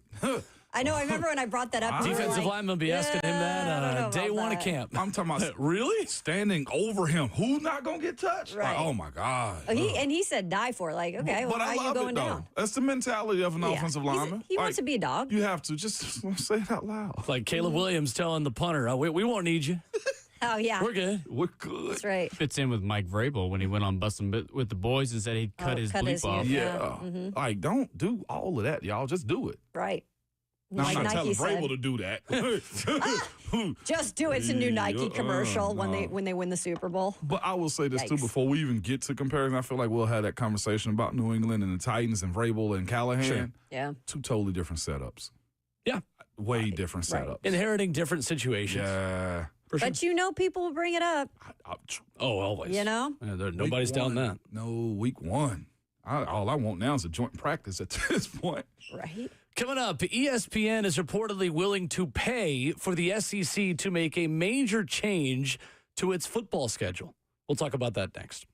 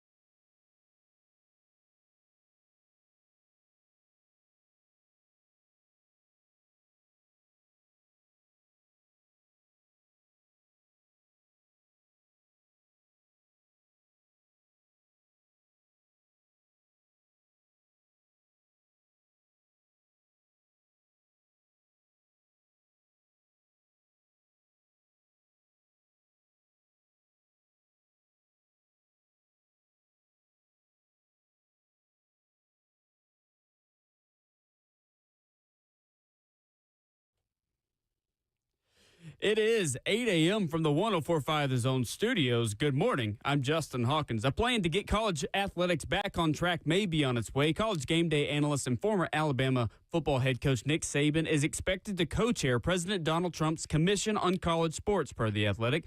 The purpose of the commission is to examine the unwieldy landscape of college sports, including the frequency of player movement in the transfer portal, and there's more as well.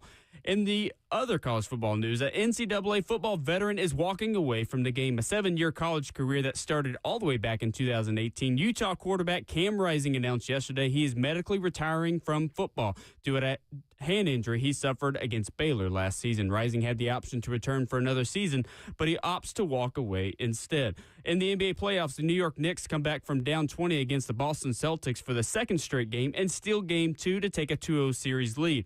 And the Oklahoma City Thunder rout the Denver Nuggets in Game 2, 149-106 to even up the series at 1 game apiece. For all your foundation repair and waterproofing needs, visit USSTN.com. Breaking news at once on your home for the Titans and Vols. This is 104.5 The Zone.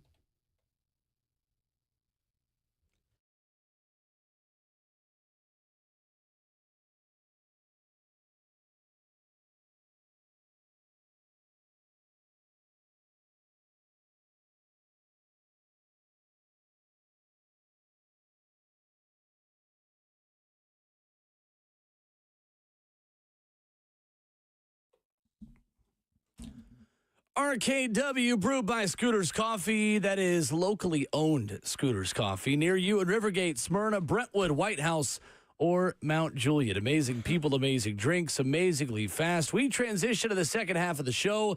Bryant McFadden, the CBS Sports, will stop by coming up in 20 minutes. Crew is all here. Streaming live on 104.5 The Zone TV, Facebook Live, YouTube, Twitter, or Twitch. So Andrew Marchand and Seth Emerson of The Athletic report that ESPN is willing to pay a range of $50 to $80 million more to the SEC for a ninth conference game in college football. The league is expected to renew discussions about expanding the league slate from 8 games to 9. According to The Athletic, the network has not made a formal offer, and the exact amount of additional money ESPN is willing to pay is also unclear. A 9-game SEC schedule was discussed last year, but tabled as the college football playoff got ready to expand to 12 teams. Guys, where are you at in a 9-game SEC schedule? Are you for or against it? I'm for it. I say that if you got a strong team, though.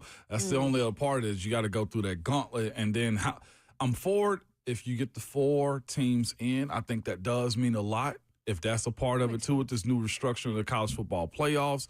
That matters to me. If that's not a part of the conversation, then I don't want it, because all it's going to be is dog-eat-dog as far as you interconference games, and all it's going to take is the Big 12 or somebody else to have.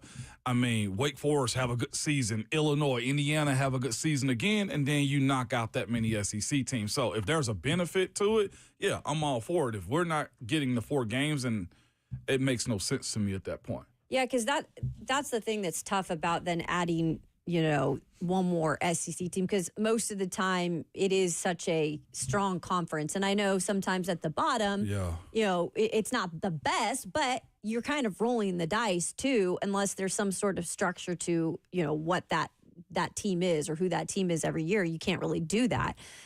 So I kind of feel like that's rolling the dice a little if you add that 9th game of who you're going to get, and that could honestly affect your playoff opportunities with just a one game that could not go your way. Yeah, for real. I mean, it did last year, right? For Alabama, for Ole Miss, for South Carolina. I'd say Ole Miss and South Carolina.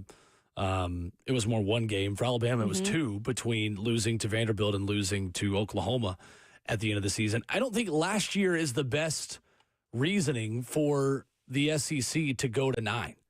Because if I'm Alabama, I'm looking around saying, all right, you're going to go to 9. You're going to have protected opponents, and I've got to play probably Tennessee, Auburn, and LSU every year. Yeah. So Nick Saban and Alabama were against this. And Nick Saban had talked hypothetically about, I'm willing to go to 10. in the media before. And then it came out how they were going to do it. And he said, well, never mind. Right.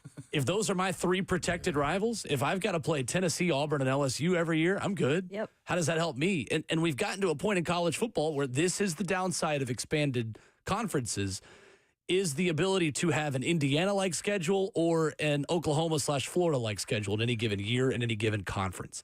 And the SEC and the Big Ten are so big now, there is not a foolproof way to have a balanced schedule that makes the playing field even for everyone. There's just not. So at this point, it's going to come down to how much can it cost ESPN to make it worth our while to the Blue Bloods. And quite honestly, it wouldn't surprise me if we lived in a world where the payout of that money is more for the top of the conference than it is for the bottom of the conference. And that's where I think the pot could get sweetened for the Alabamas of the world. Hey, if I'm the one actually playing these games on ABC every week, why should, respectfully, Mississippi State and Vanderbilt get the same check from you when they're playing on the SEC network at noon? Again, respectfully, they're not playing the primetime ABC games. They're not competing for the playoff. So if it's on me to fill your time and fill your inventory, and I got to play 3 good protected rivals, and Mississippi State gets to play all the bad ones, why should they get the same check as me? That's the world we're going to live in next. If Alabama and LSU and Georgia and Florida, these teams with multiple powerhouse blue blood rivals, decide to throw their weight around a little bit. And top that, Will, with the idea that this isn't the NFL structure, meaning bad teams don't get to pick first in recruiting. If you are a bad football team, you're not going to have that high of prospects that want to come to your school. The 5 stars going to go to the good teams. They're going to go to the Alabamas, the Georgias, the LSUs, the Texases. That's where the problem lies with saying, yes, play 9. Maybe even we'll go to 10 at some point. Make it an even 10. Yeah. Like, absolutely not, because it hurts you more, I feel like, in the college game than it ever will in, like, a structure of what the NFL is. That's what's so cool about the league, the NFL, is if you're bad, you pick early. You get the best player, we assume, in the draft. That doesn't work the same in college football, and that's where the coaches got to be very pointed in how they go about attacking this. And not just that, too. If it does turn into that, who in Mississippi, in Knoxville, in Oxford is going to start paying more to make your team competitive? That's where this CBA thing for college sports needs to be. It should come to the forefront a little bit sooner. So Andy Staples asked the question at On 3 a year ago when this all happened and said, which is better, 8 games with 1 fixed opponent or 9 games with 3? Because the longer you go, you've set up, if you're Greg Sankey, you've set this up to be available for 2 years, to work 8 games, 16 teams for 2 years. And you kind of stacked it to where these rivalries are happening right now. Like Tennessee, Alabama is happening. The Iron Bowl is still happening. Alabama, LSU is still happening. If you go to 8 games with 1 fixed opponent, 2 of those rivalries for Alabama are gone. You're either not playing the Iron Bowl every year, which obviously you're going to play the Iron Bowl every year. State might have a civil war, Will. Or you're not playing the 3rd Saturday in October. Yeah, nah. So 9 games makes more sense to preserve the natural rivalries, but that's what the fans would want of all these teams. But college football decision makers are making decisions for fans. Because if so, we'd have a lot of conference rivalries now that are no longer conference rivalries because conference realignment. Like, college football decision makers care about the TV money, not preserving rivalries, unfortunately. So this makes sense then. Maybe then we had this discussion, I don't know, 2 weeks ago or so, of the SEC has a, this amount that they'll get in. The Big Ten. And you were even mentioning it kind of sucks for all these other conferences. But at the same time, they're not playing these types of schedules. They're not having to have a 9-game conference schedule against all these opponents every single season that could bounce them. Yeah. So here's the thing on that, because I think going to 9 games and giving the SEC and Big Ten guaranteed spots is actually better for everyone else. For everyone else. In the world we live in today, if you tell me that my playoff spot is guaranteed based on how I perform in conference, then heck yeah, I'll go play Ohio State. Doesn't bounce me out of the playoff.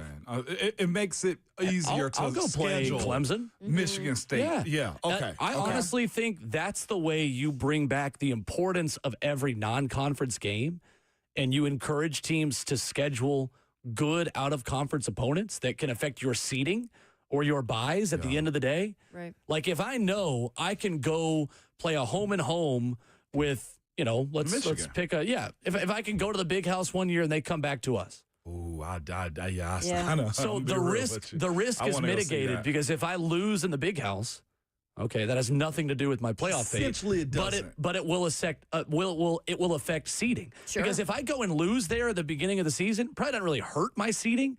But if I go win at Michigan, I get to learn who my players and who my team is, who my players are, who my team is earlier in the season. It's a growing experience for the conference campaign, and it helps my seeding then. Or if I go 5-4 in the conference and I'm still in the back of the playoff seeding, like, I don't know. I think it mitigates a lot of that risk. So I guess the biggest thing would be the consumers. How much does ESPN care about the consumers versus the coaches in these situations? Because it boils down to the money. Follow the money. I'm willing to go to Ann Arbor and see a game or watch it on TV. Like, I'm tuning in. Especially now because it's like Big Ten, SEC like battling. Basketball does it. I know, basketball does it. The Big Ten SEC Challenge or the ACC SEC Challenge. Like, I do like that. But here's the other part of it, though, too. If Tennessee's playing a hot Michigan team and let's go, Georgia's playing, Indiana. Do you want to win that comparison? I think you would do lose. You see, and that's the hard part. As far as seeding in the SEC goes, we see it in the basketball challenges. Sometimes it's hard to pick the right pairing of who finished where, because if you tried to do an SEC Big Ten challenge based off of where teams finished in their conference last season, you'd probably have 1 versus 1, 2 versus 2. Like, you'd go down the list, right? Yeah. So let's use SEC and Big Ten for example. Oregon would play Georgia. Well, those are two very different teams this year. Texas plays Ohio State. Okay, those two are the same. But then you get down the list, like Tennessee playing Penn State. Tennessee's not the number 3 team preseason coming into the SEC. Plus, all these, we have so many rivalries and out-of-conference matchups really do. that are, well, no. Let me finish. Set up through 2040. Like, there are elementary school kids right now who their matchups as college football players are set because that's the way we've always done it. You're going to have to get out of a lot of contracts of, like, Alabama going to Utah in 2039. Like, a lot of those deals are done already. And so you've got to rewrite a lot of that in order to say, like, hey, every offseason, commissioners are going to get together before media days. Let's have a schedule release announcement where we're going to announce the SEC Big Ten Challenge based off of what we think your roster is this upcoming season, not what it was last season. Yeah. Like, Indiana should not be matched up with, like, the number 3 team of the SEC this year because Indiana is not going to be as good as they were last year, in my opinion. That's true. Vandy versus Northwestern would be a matchup I'd want to see, though. To be real with you. I say that in a joking way, but do you know why I say that, though? Because they're recruiting the same athlete. You have to be in a position to where you find, like, I would say that's one thing I would say about Vandy is, like, figure out what Northwestern is doing, what Duke is doing. I know Duke paid $4 million for a quarterback, so that's a conversation. But that, I think, kind of settles the conversations a little bit more if you do pair it up. Big Ten got, 16 also? Big Ten is 18. Yeah. Because they added 18 teams. I like the structure and idea of it. I do. I definitely, especially if it doesn't affect the 4 that get in as it pertains to the record at the end of the season. Yeah. Because if Georgia goes and beat Indiana, but Tennessee loses to Michigan, does that really hurt you overall when it comes down to the 4 that get in? Those are the questions that have to be asked. Coming up next, Bryant McFadden of CBS Sports will join us, former teammate of one Ramon Foster. We'll talk about the George Pickens trade yesterday, hit the NFL headlines, get his thoughts on Cam Ward joining the Tennessee Titans and what that means here in the AFC South. BMAC, Bryant McFadden next.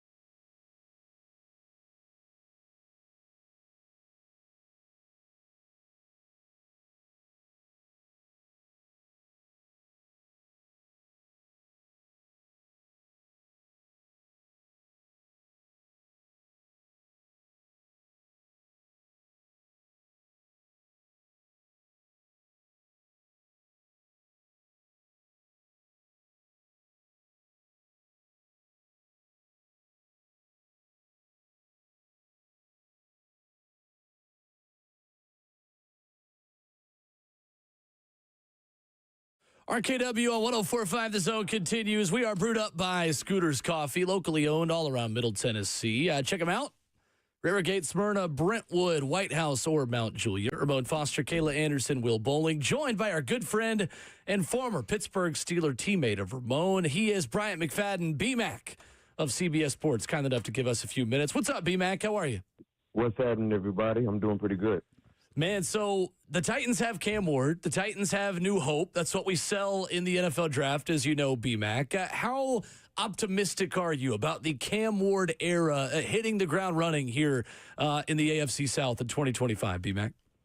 Well, I'm optimistic. I think I feel better about this Tennessee Titans team than I did with the team a year ago, because even though Cam Ward will be a rookie, I think you feel more confident that he can be more than a serviceable quarterback compared to Will Levis with some of the concerns for him. So, I'm not expecting Tennessee to have a, storied year where they're a legit playoff competitive team, but I do believe, they will be more consistent than what we saw a year ago, which would lead to more competitive display on the football field. Bryant McFadden, CBS Sports with us. And B-Mac, a lot of people want to draw that comparison and copycat the Washington Commanders last season and what Jaden Daniels was able to do as a rookie. And this time last year, we probably didn't have that many expectations for them. Is there a pathway towards the Titans having a season like that? Maybe not AFC championship level, but do you see a world where Cam Ward can have a Jaden Daniels-like rookie season? No question. I really can. And the thing about me saying yes, I could see that happening, is because when you think you know what's going to happen in the National Football League, you don't know. To your point, with Washington being a horrible team in 2023 and then going into the 2024 draft, drafting Jaden Daniels, in comes a new staff under Dan Quinn, a new regime, new ownership. No one expected anything relevance from the Washington Commanders. And guess what? We saw it. We saw a significant playoff run led by a great quarterback in Jaden Daniels in his rookie campaign. I'll do one more for you guys. The year before that, in the with the 2023 draft, if I'm not mistaken, when it came to C.J. Stroud with Houston. I think that was the 2023 draft. Yeah. Correct me if I'm wrong. But remember how bad Houston was before drafting C.J. Stroud. Heck, they had two high first-round picks in C.J. Stroud and Will Anderson, and no one really believed they would instantly change the dynamics of that franchise, along with having a rookie head coach in DeMeco Ryans. And then look what happened. C.J. Stroud had an unbelievable rookie campaign that led to a playoff push as well. So these things we've seen happen with four organizations the year before that were selected high in the first round, and they selected a quarterback. So we've seen it happen before, and that's why I wouldn't be surprised if it could happen with the Tennessee Titans. Bryant McFadden with us at CBS Sports, man, two-time Super Bowl champion. Mack, I kind of want to go to that, man, because you were in your young career, man, second-round draft pick, and you played with a young quarterback in Ben Roethlisberger, man. How was it watching him gain you guys over, or gain those veterans over, and his establishment as a player in that team? Because when you drafted one overall or a high quarterback draft pick in the NFL, there's expectations. What did you see his pathway be like to get to that point to where you saw the winning side of him versus how the vets perceived him also? I think for me, watching a young Big Ben, he was drafted a year before I was. Yeah. And understanding for Ben, knowing what his role was and embracing his role. Like our Super Bowl run, which was his second year, which was my first year, Big Ben knew two things with our team. We had a really, really good defense, and we could run the football. So he didn't necessarily, Ramon, he didn't have to go out and play hero ball every game. He knew if I make the necessary plays, Mike Tomlin says this all the time, when you make routine plays happen routinely, you will win ball games. And for Big Ben, he embraced that role, and he played his part. Now, here or there, we needed him to play to do a little more. You know what I mean? And that's the nature of the game in terms of a full-length season. But for Big Ben, embracing and understanding his role led to a great start to his career, which ultimately led to a Hall of Fame path when he potentially retired years ago. And I think that has to be the mindset for a lot of young quarterbacks, guys. When you go into these situations, and Big Ben wasn't in the same situation as a Cam Ward or a Jaden Daniels or a C.J. Stroud, where they were drafted to into a bad environment, well, losing environment. But you have to understand what your role is and embrace your role and master it. And if you're able to do that, I think you'd be in position to win more than lose. No doubt. I kind of want to go to the other side of the ball, man, on the defense, specifically into positions that you play, B-Mac. For a guy like L'Jarius Sneed, man, that was traded here, got the bag also to come here too. But last year's first year on the team too. And I know sometimes, man, being a part of losing makes you feel like, okay, I can't today. Well, where the Titans are right now, how they're trying to reset this thing, what's the expectations for a guy like him, L'Jarius Sneed, who's a veteran, who's one of those guys, man, that's fringe, Pro Bowl type of dudes that can shut down one side of the field? You know, that's a good question because for L'Jarius Sneed, I don't exactly have his full career in front of me, but I would assume that last year was his worst season in the NFL. Yeah. Remember, he came from Kansas City. So he always was competing for championships. He always was a playoff contender. So what we saw a year ago for him was basically an outlier of a season. So I can imagine the mental hurdle he had to battle week in and week out as he got ready to prepare for the upcoming season, knowing that they had no playoff hopes. So now, year 2 in Tennessee, it's imperative for L'Jarius to show that alpha male that made him so appealing for Tennessee to do whatever they need to do to bring him to their organization. Show that leadership, especially for a guy like Jarvis Brownlee, who really exceeded the expectations for everyone in Tennessee in terms of what he became during his rookie campaign. Because, yes, Tennessee was a bad team, but you guys know this. The patience in the National Football League is very, very short. They will not tolerate bad year after bad year. They want to see something happen. They want to see a turnaround, and it starts with the defense, specifically when you have a rookie quarterback. So for L'Jarius, guys did a lot to go get him from Kansas City. Mm-hmm. Now, for him understanding and knowing this is different than Kansas City, your leadership has to be felt on the football field and off the football field. Bryant McFadden, our good friend of CBS Sports, joining us this morning, on RKW. I want to go back to the Cam Ward conversation with him being a rookie and probably going to be the starter. How much lies, though, on the head coach, Brian Callahan, the guy that, wants to be the guy who fixes quarterbacks or helps quarterbacks grow? I mean, that's been his conversation wherever he's been, is he's attached to the quarterback. How much this year lies on him in developing Cam? Oh, it's a lot. It's a lot. All right, look at it like this. Brian Callahan became the Tennessee Titans head coach. Why? Quarterback, Will Levis to help him, right? Offense, bringing the offense. But where did he come from? Cincinnati. Who was he coaching in Cincinnati? Joe Burrow. Exactly. So now we're really going to see, guys, can he coach? Yeah. Now, when you're coaching a first overall selection who was the best quarterback in college, who came in with high expectations, he already has a unique individual skill set. As a coach, it's your job to refine those things that needs to be refined and get him to be consistent. And we saw that in Cincinnati. But also, too, when Brian left, Cincinnati offensively, Joe Burrow didn't miss a beat. So 2 things we're going to figure out right now. Was the overall coaching success with Brian Callahan while in Cincinnati, was it more so about Joe Burrow or Brian Callahan? And secondly, we're really going to see, can he coach the quarterbacks? We're going to see that. When you look at these offensive-minded head coaches these offensive-minded coaches that become head coaches, it's their job to master the offense, but most importantly, help their quarterback develop. And that is what we're going to see. When you look at what Ben Johnson did with Jared Goff, because of his success and Jared Goff's success led him to be a top candidate for Chicago Bears. It's no different. But for Brian Callahan, now, because he got a pass, right, with Will Levis.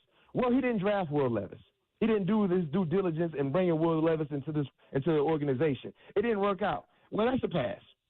Guess who he picked? Guess who he studied? Guess who he ultimately brought into the organization? Cam Ward. Right. So now that same pass that was given to Brian Callahan with Will Levis for the situation not working out, he won't receive that same grace if things does not work out with Cam Ward.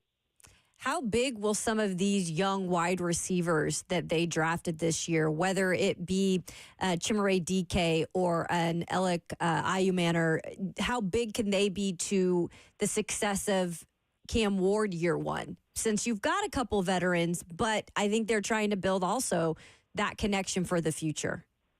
See, that's the thing. That's a tall task to ask of rookie wide receivers to come in and be, a impactful player out the gate. It usually takes time. And you talked about Alec. I love that draft pick because he's a big body receiver, and he potentially can give you what you haven't received from Treylon Burks, which is being dominant in the red zone, winning 50-50 opportunities. Those are things that you need from a big body wide receiver. But I put all the pressure, and I understand you look at, some of the up-and-coming receivers you just draft. It's Calvin Ridley's job, Tyler Lockett's job, and Treylon Burks' job to set the standard. And now Treylon Burks, listen, enough is enough. You know how I talked about Coach Callahan not receiving any passes if it doesn't work out for with Cam Ward and this quarterback relationship? The same can be said for Burks. Remember, y'all traded. And I know I'm saying y'all, but all of you guys rooting for Tennessee there. Y'all traded away A.J. Brown. And that wasn't a popular decision from the fan base, but you traded away A.J. Brown and you instantly drafted Treylon Burks. And you told us he was going to be the heir apparent to A.J. Brown. Well, it hasn't worked out that way. So now for these wide receivers, and Calvin really is your guy. You know what I mean? So I know what he can do. But in terms of Treylon Burks, it's your job to stand up and help the rookie quarterback flourish and to be at his best. Because Treylon Burks has the most pressure out of any wide receiver in the room as we see it right now, in my opinion. Bryant McFadden, CBS Sports, our guest. B-Mac, big trade for your former employer, Pittsburgh Steelers, sending George Pickens to the Dallas Cowboys. Maybe on paper, the value of it is a good deal for the Steelers, but maybe not as a win-now mode team that might be bringing in a veteran quarterback in Aaron Rodgers. What was your initial reaction to the move from the Pittsburgh perspective, and why does it or does it not make sense in your mind? And I was super surprised like you guys were. I would imagine you guys talked about that extensively yesterday when it happened because it was a surprise. And the reason why it really surprised me is because of the timing. We're in May. Like, if you were really trying to if you were really contemplating moving on from George Pickens and you knew you had a suitor or suitors, make this move during the draft where that pick could help this year's team. Because two things happened with you trading George Pickens when you did. The pick that you will receive from Dallas, they cannot impact this year's team. That's number one. And number two, you didn't draft a wide receiver to help fill a void that is lost when you move on from George Pickens in this past year's draft that just happened. So I'm a bit surprised. In terms of who won this move and who lost, I got to say it's the Dallas Cowboys. We can say whatever we want to say about George Pickens off the football field. But when he's on the football field and he's dialed in, he is a wide receiver one. And he's been able to show that ability with inconsistent quarterback play for the most part of his 3 years in Pittsburgh. So now if you're Dallas Cowboys, you're giving him the best quarterback situation he's ever had throughout his professional career, along with being able to pair up with a proven elite wide receiver in CeeDee Lamb. What more could you want if you're George Pickens? And for Pittsburgh, Ramon, you know how it is, Ramon. Last year, the issue was who is going to step up outside of George Pickens at the wide receiver position. Well, when you traded away George Pickens, you have the same question associated with a different name. Who is going to step up outside of DK Metcalf with the other wide receivers? And we don't know because that was an issue a year ago, and we have the same issue now with them moving on from George Pickens. Mac, like I know, it'll turn into a double the star situation where DK gets erased from the game plan. Metcalf. Like, that's also the other part of that situation is now DK got to become Superman out there, which is his expectation anyway, but it's a whole lot easier when you got Robin. I mean, I crossed over superstars right there, but he need a Batman needs a Robin is what I'm saying. And DK is only Batman right now. And Batman usually get beat down time or two in movies is what I'm telling you. You better believe it, especially when there's so many villains paying him attention. Yeah. That's the thing, and that was our issue a year ago. So me personally, the offense lacked playmakers last year. So you went out and you got DK Metcalf. Clearly you got DK Metcalf visualizing the relationship with DK and George Pickens in the same huddle. Now you don't have that, and I can tell you this much. Every defender in the secondary for Cleveland, Cincinnati, and Baltimore, they cheered that move on religiously, in my opinion. Because now you're like, wow, we thought we would have to worry about DK and George Pickens. Now they moved on from George Pickens. We got to worry about DK right now until proven otherwise, based on the person on the roster. Always great to catch up with our good friend Bryant McFadden, CBS Sports, former Pittsburgh Steeler, two-time Super Bowl champion. Always got to add that in there as well. B-Mac, man, it's been a minute. Always good to hear from you. Let's do it again soon. Thank you for having me. Appreciate you, Mac. Absolutely. Bryant McFadden with us here this morning at the podcast.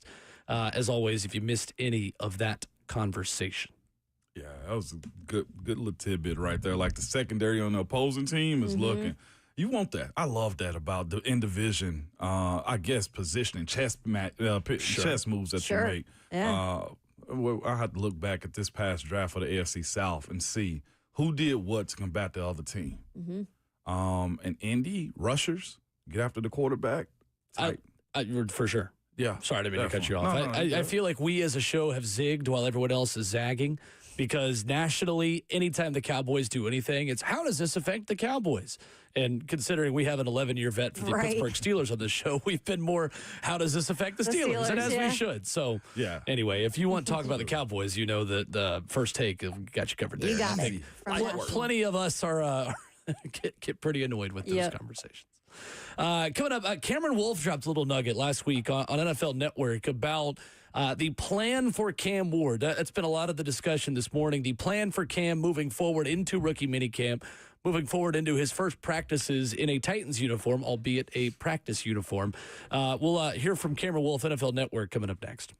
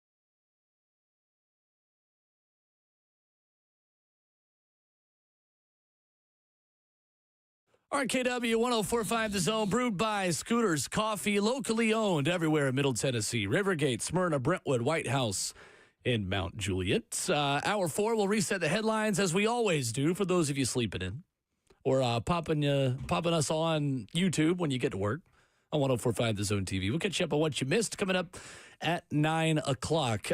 Cameron Wolfe, last week, NFL Network, does a great job covering the NFL and talking about the Titans specifically, a team that he's covered throughout a lot of his career. I thought had an interesting comment with NFL Network insiders talking about the plan for Cam Ward that really starts this weekend. Yeah, there's nothing more important than Cam Ward and Brian Callahan, their head coach's relationship. And I talked to Callahan a few times throughout this process. One thing that was clear to me is that he has fallen in love with Cam Ward way earlier in the process than the Titans even made a decision. I was standing on the sidelines with him in the pro day, and he told me I would turn in the card for Cam Ward right now. And I had some questions for him because when you look at Callahan's scheme, it doesn't necessarily scream what Cam Ward did in Miami, and he quickly stopped me. He said Cam Ward can play on time a lot more than people give him credit. And I'm going to go about this process a lot like me and Zach Taylor did with Joe Burrow in Cincinnati, where he was the offensive coordinator. And so a lot of the questions come, what did you guys do with that? He said, I went back and watched my Zooms of me and Joe Burrow from the Cincinnati years during COVID, so everything was via Zoom. And I was really focused on making that the third year of LSU for Joe Burrow. And so anticipate them adding a lot of the elements that Cam did in Miami and focus on getting him comfortable early on, allowing him to be himself. And a lot of that is putting the square, people talk about the square peg in the circle. No, you force it to what you want it to be. I think that's really interesting to watch how they have developed him. One thing that was interesting to me throughout the process, the general manager, Mike Borgonzi, mentioned the Patrick Mahomes effect. He said there's some comparison to him, given the sidearm action, the way he goes about the looseness of the game. That's going to be the new era. Cam Ward was 14 when Mahomes got drafted. A lot of these new quarterbacks are coming through there, and we trust Callahan to be able to adjust to what Cam Ward has. So that's something I'm going to be watching throughout camp, throughout the offseason program, how these two merge together. And I know Callahan's plan early will be having Cam Ward earn this job. He won't be coined QB1 from day one, but I'd anticipate by September we'll see Cam Ward starting for this Titans franchise. So that is Cameron Wolfe talking about Cameron Ward. Really interesting, the nugget about how he stood next to Brian Callahan at the Miami Pro Day. Mm-hmm. And Callahan was ready to turn in the card then. So if it was year 3 for Joe Burrow at LSU, his rookie season at Cincinnati, I would expect this to be like year 2 at Miami for Cam Ward this season.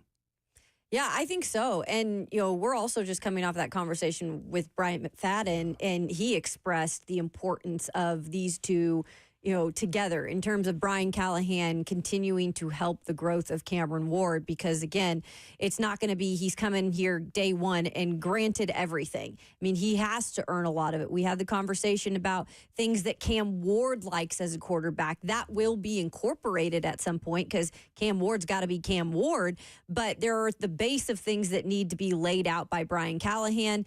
And if Brian Callahan liked him that much, that early on in the process, and he's all about Cam Ward, we have no shadow of a doubt then this conversation about picking quarterback was all of their idea, right? Mm-hmm. And so you are even more attached to this quarterback, and that's your goal, to make him a success like a Joe Burrow was. And so he is now attaching himself to Cam Ward, and he is going to be expected to somehow find success with him this season, whether that be luckily from the start or just seeing the growth of Cam Ward from start to finish. No doubt. 2 things for me. One, real quick on a light note, please keep Dylan Raiola away from Cam Ward then if they're comparing him to Patrick Mahomes, because his doppelganger and Dylan Raiola would fight somebody. Yeah. I'd love for Cam to be good enough for somebody wants to mimic him and copy him. That'd be great. Right, that is a high, just sale right there for Cam. That's I had to. I mean, that kid, did he cut his hair yet to be like Patrick Mahomes too? I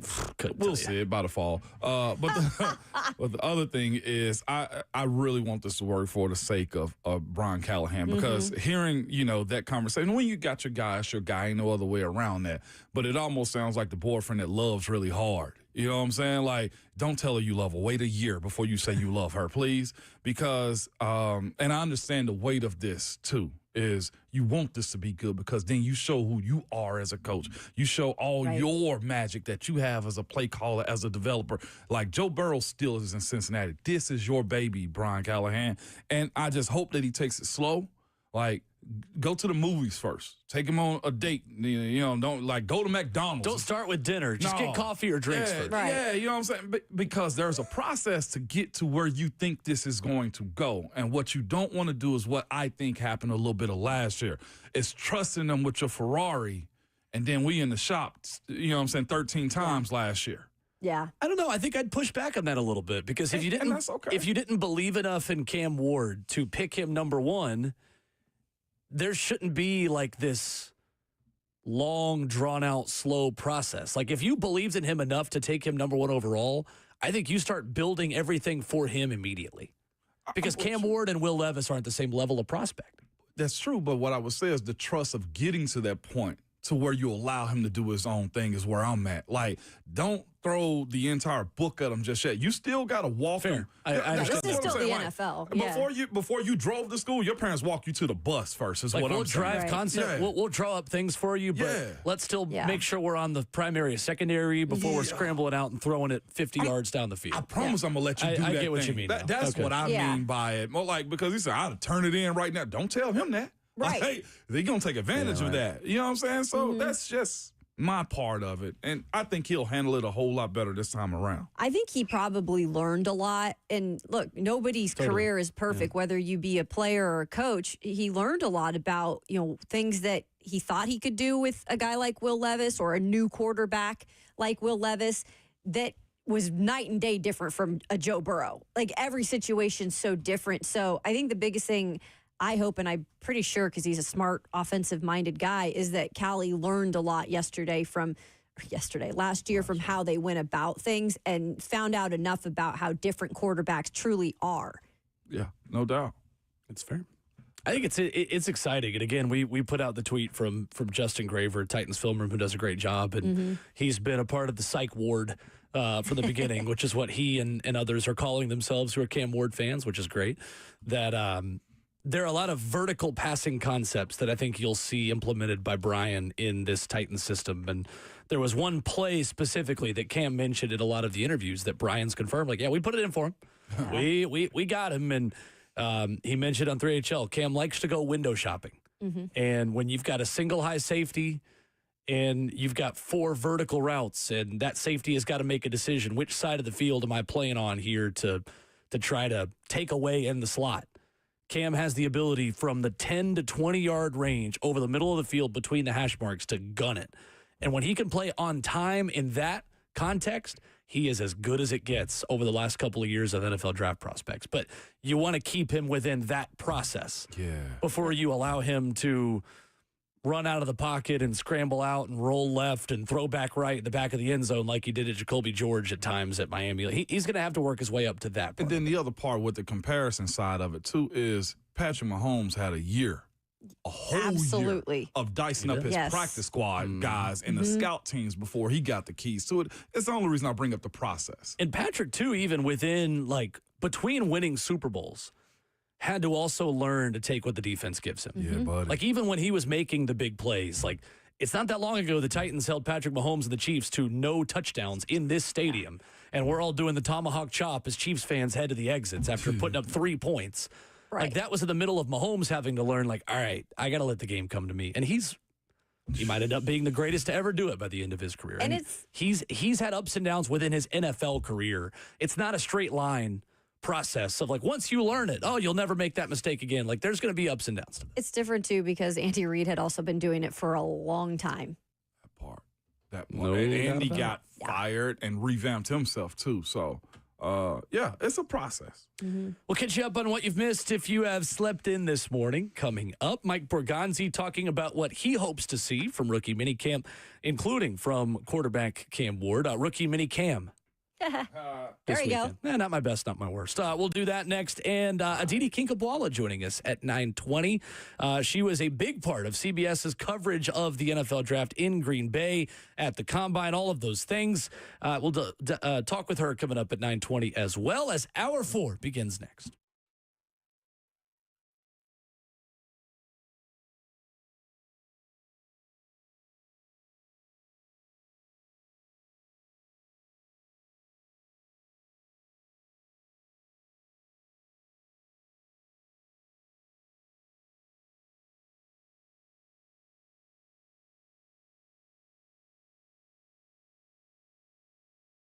What's up? It's Will Bowling. When the heat rises outside, your home's air conditioning shouldn't let you down.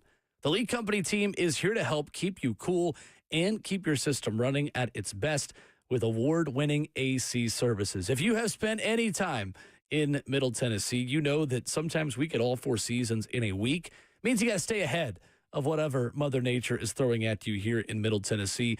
The folks that I trust are the folks at Lee Company. Whether you need a quick repair, seasonal maintenance, or you want to upgrade to a new unit, Lee Company, they can do it all, and they will get the job done right.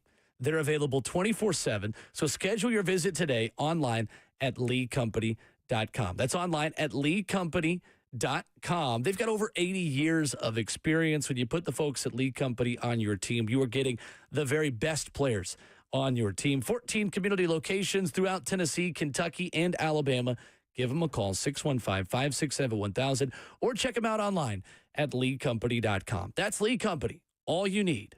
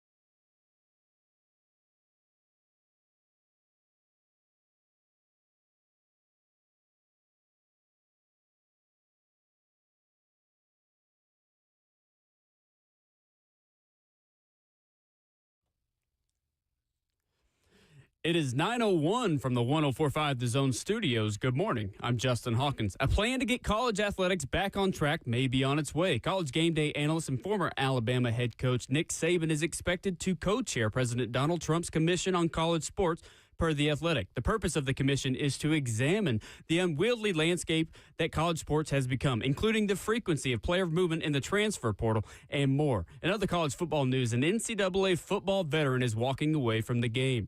A 7-year college career that started back in 2018, Utah quarterback Cam Rising announced yesterday he is medically retiring from football due to a hand injury he suffered against Baylor last season. Rising had the option to return for yet another season, but opts to walk away instead. In the NBA playoffs, the New York Knicks come back from down 20 against the Boston Celtics for the second straight game, and they steal Game 2 91-90 to take a 2-0 series lead. And the Oklahoma City Thunder rout the Denver Nuggets in Game 2 149-106 to even up the series at 1 game apiece. For all your foundation repair and waterproofing needs, visit USSTN.com. Breaking news at once on your home for the Titans and Vols. This is 104.5 The Zone.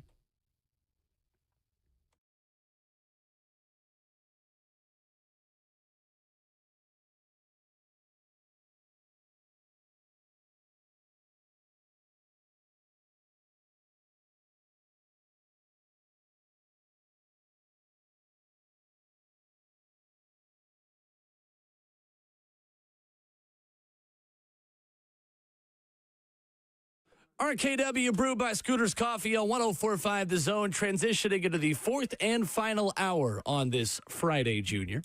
615-737-1045. Scooters Coffee is all around Middle Tennessee, and they are locally owned in Rivergate, Smyrna, Brentwood, White House, or Mount Juliet. Amazing people, amazing drinks, amazingly fast.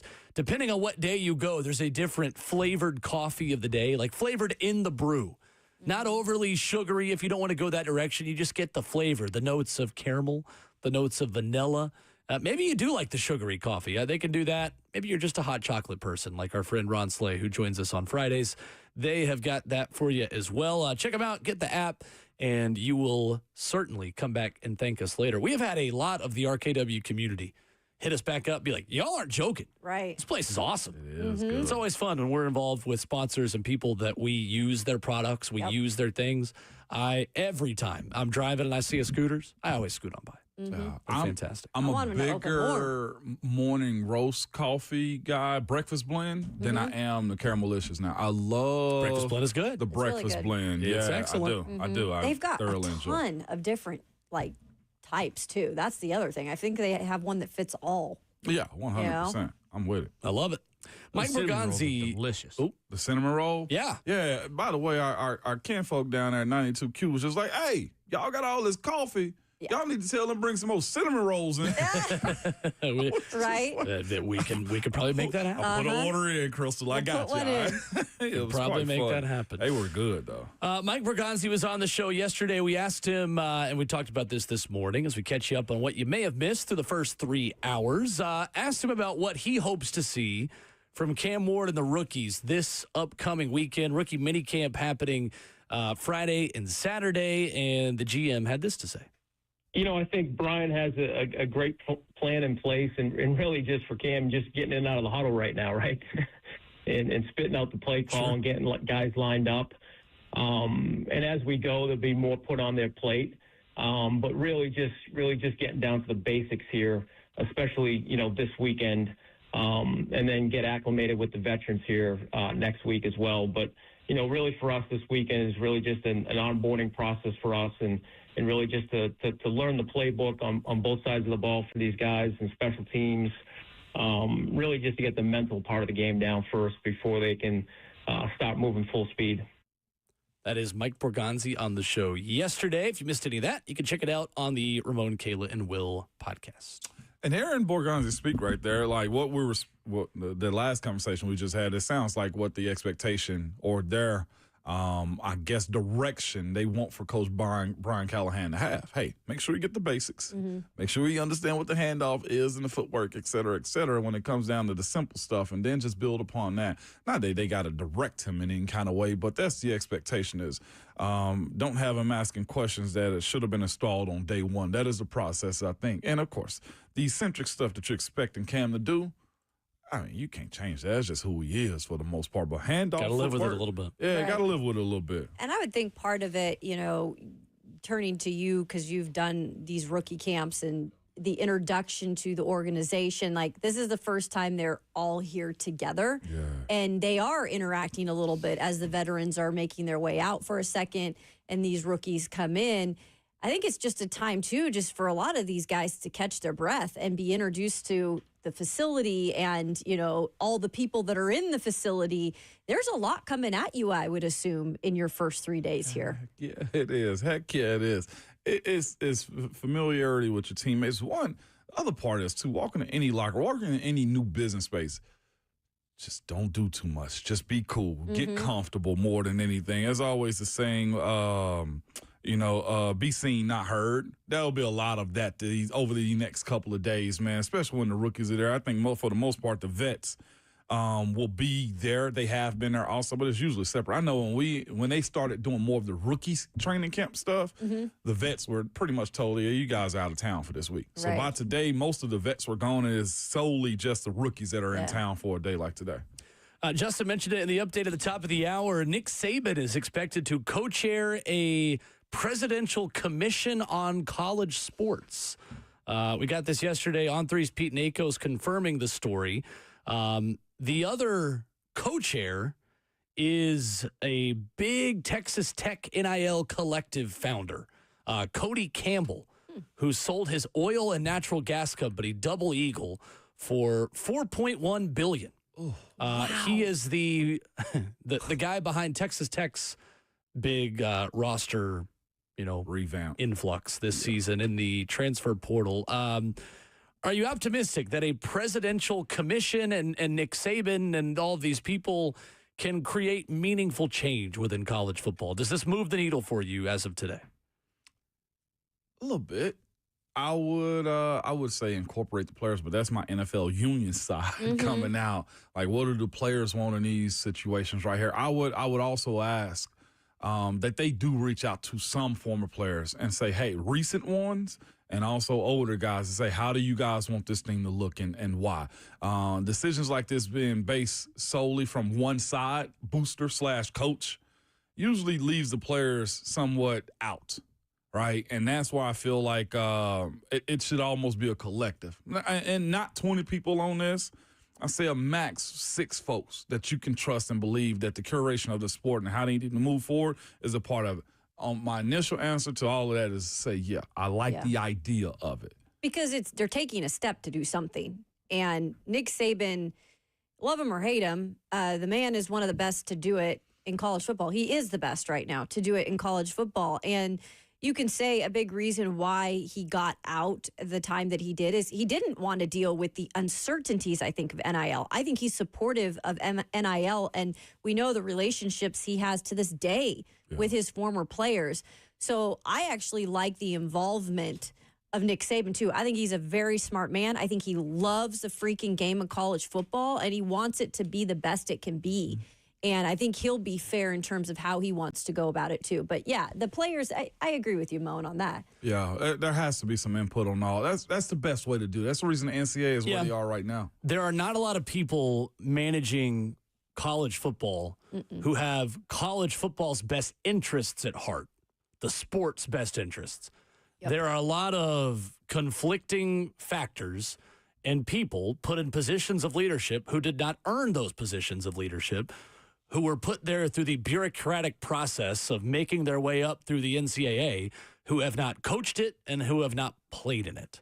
And too many television executives and politicians who don't understand the sport or don't understand what is best for the fans of the sport have been making too many decisions. College football desperately needs leadership without a vested interest where they can manipulate things for their own school, for their own team, a third party on the outside with the sport's best interest at heart. I don't know who that person is. Quite honestly, it's probably not even Nick Saban, because I still think Nick Saban will do what's best for A, Alabama, and B, the SEC. And what's best for the SEC is not always what's best for college football. As much as I love the Southeastern Conference and the tradition that it has, college football just needs someone to enforce some kind of rules.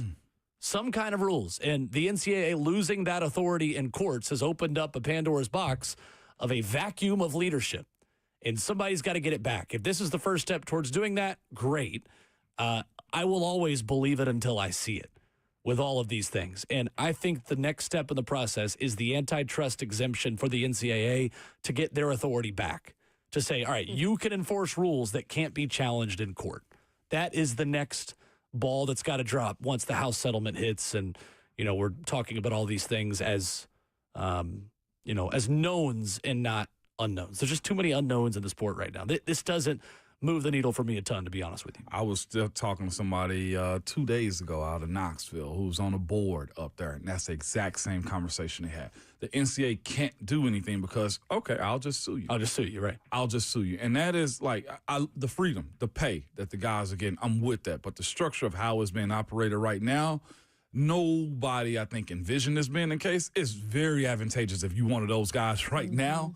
Like if you can really capitalize on it right now, go.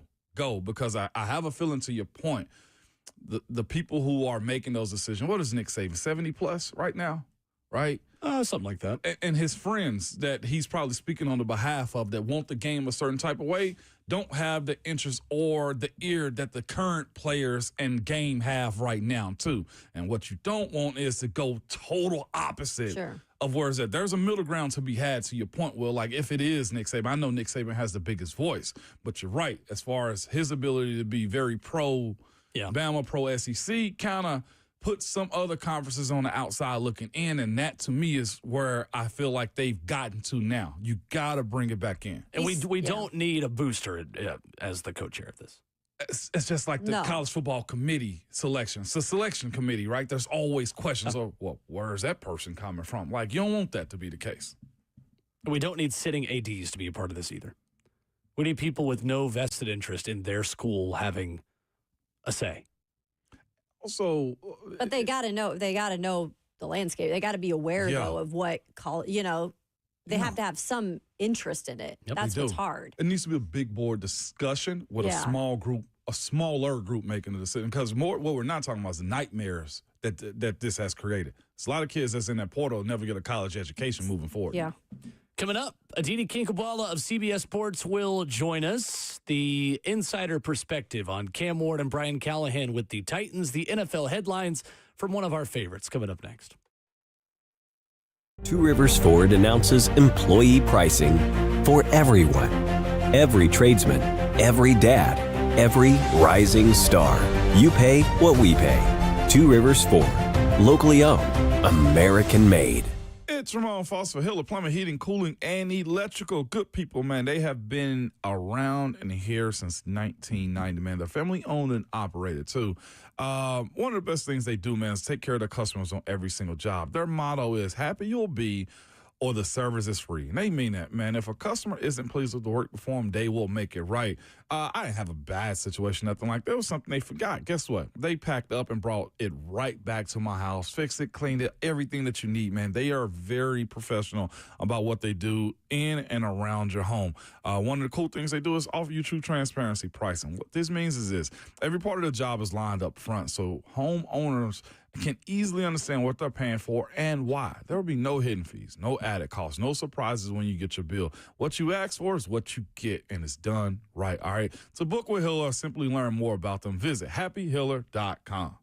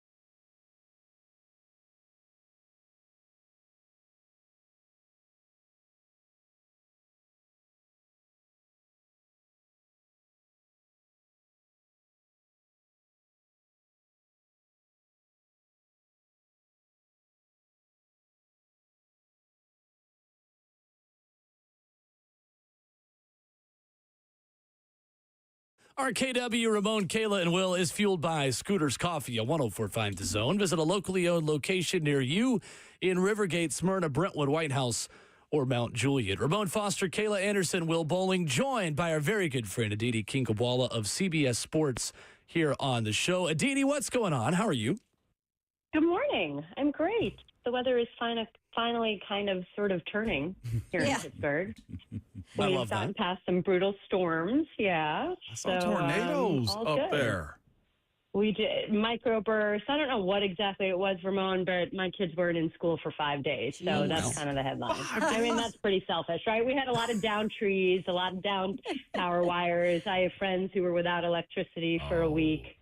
We got really lucky. But yeah, when your kids are supposed to be in school and suddenly they're not, and you're trapped on your street and your town tells you can't drive anywhere, and your husband very conveniently is out of town. Mama's going crazy. So you know, every time I tell myself, Kayla, I'm not going to drink adult beverages, something like that. Right. That's why you're working out the way you do. I respect it. I respect it. The older I get, the more I understand how much of a pain that was for our parents when there was a snow day or a cancellation like that growing up. I totally get it. Man. No, so am I giving too much information to your listeners? No, we like you to bring everything that I say. There are a lot of people in Nashville nodding their heads and saying, right now, all around the city, driving around. Absolutely. Well, Aditi, I really enjoyed your coverage of the draft, the NFL Combine, and I think the city of Nashville is learning what I know you talked about a lot with CBS Sports as well, about Cam Ward, the person, and about how he is wired and built a little bit differently. How he is going to mesh with Brian Callahan now, the next step as we get to rookie minicamp.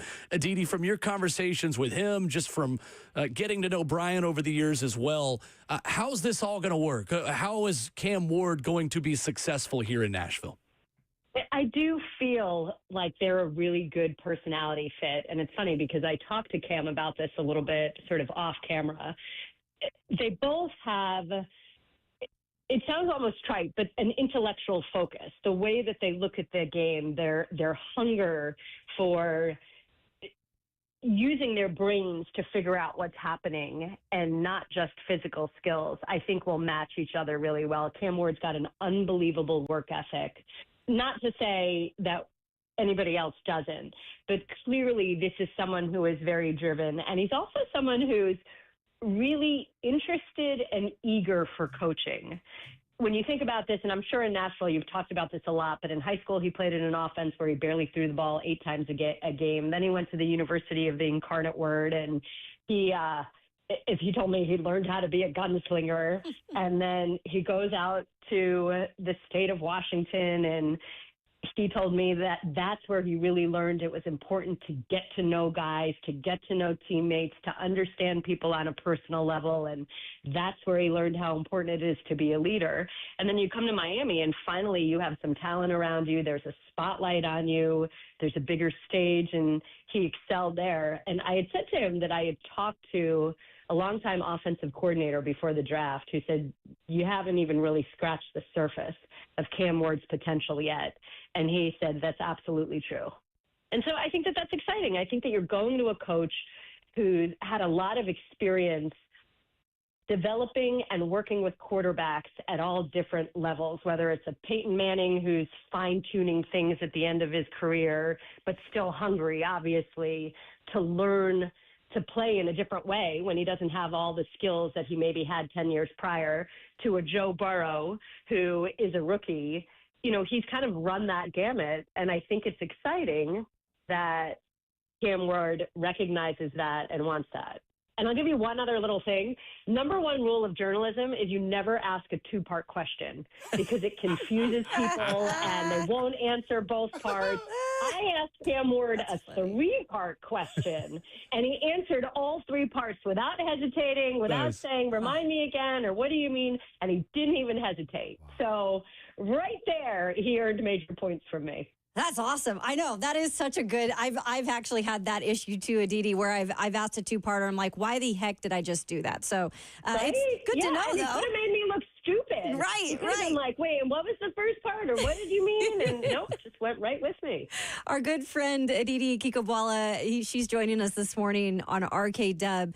On the note of Cam Ward and coming in with the personality that he has, and he's such a confident personality, but yet it's not cocky, right? But he's always really done the things that he's done in every locker room, and he's a leader. How do you, if at all, change that, or does he not change that now that you're coming into an NFL locker room with guys that have done it for years before he has?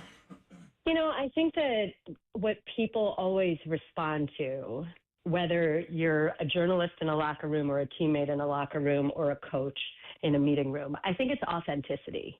And I think it's sincerity. And I think it's not trying to be anybody that you're not.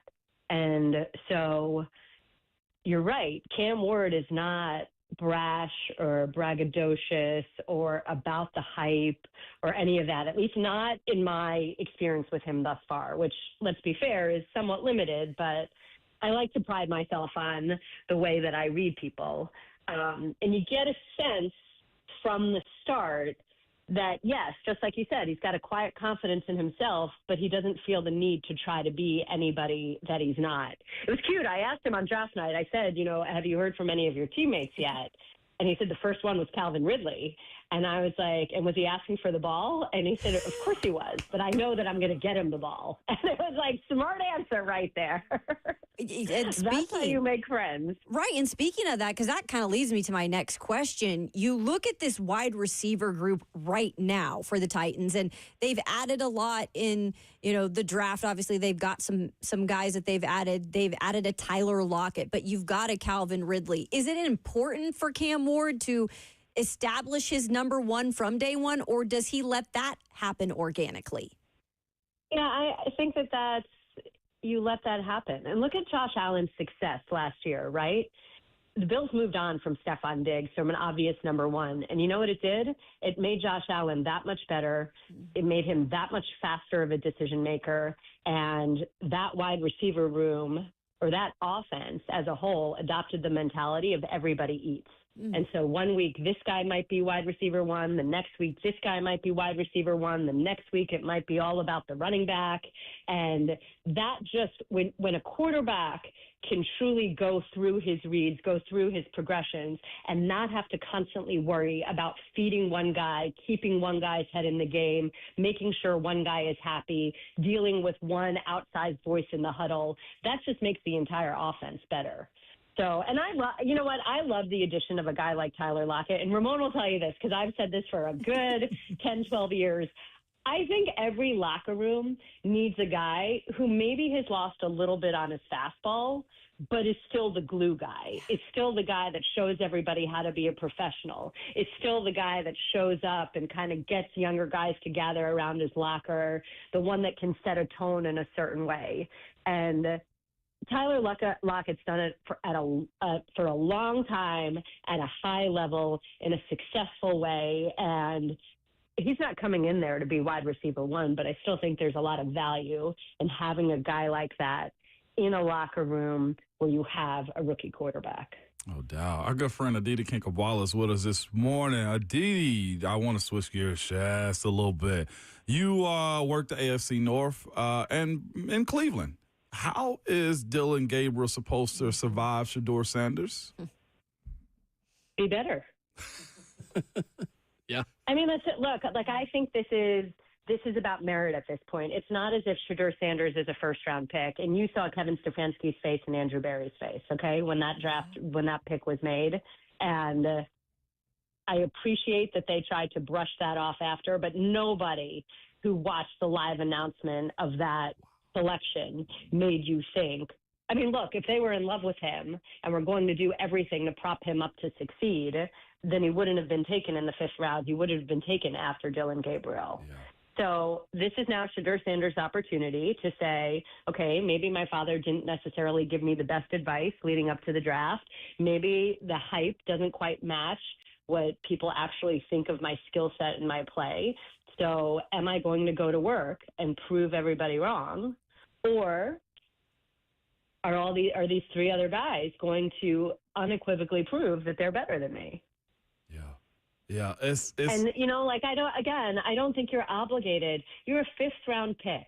Mm-hmm. You were the 4th quarterback chosen by this team this year, meaning that first they went out and got Kenny Pickett, then they went and signed Joe Flacco, then they drafted Dylan Gabriel, and then, in a very, very odd way, you were chosen. You're not guaranteed anything. So you've got to go beat out one of those guys. Otherwise, you'll end up on the practice squad, or maybe you'll end up cut. I don't think that there's any obligation to keep him.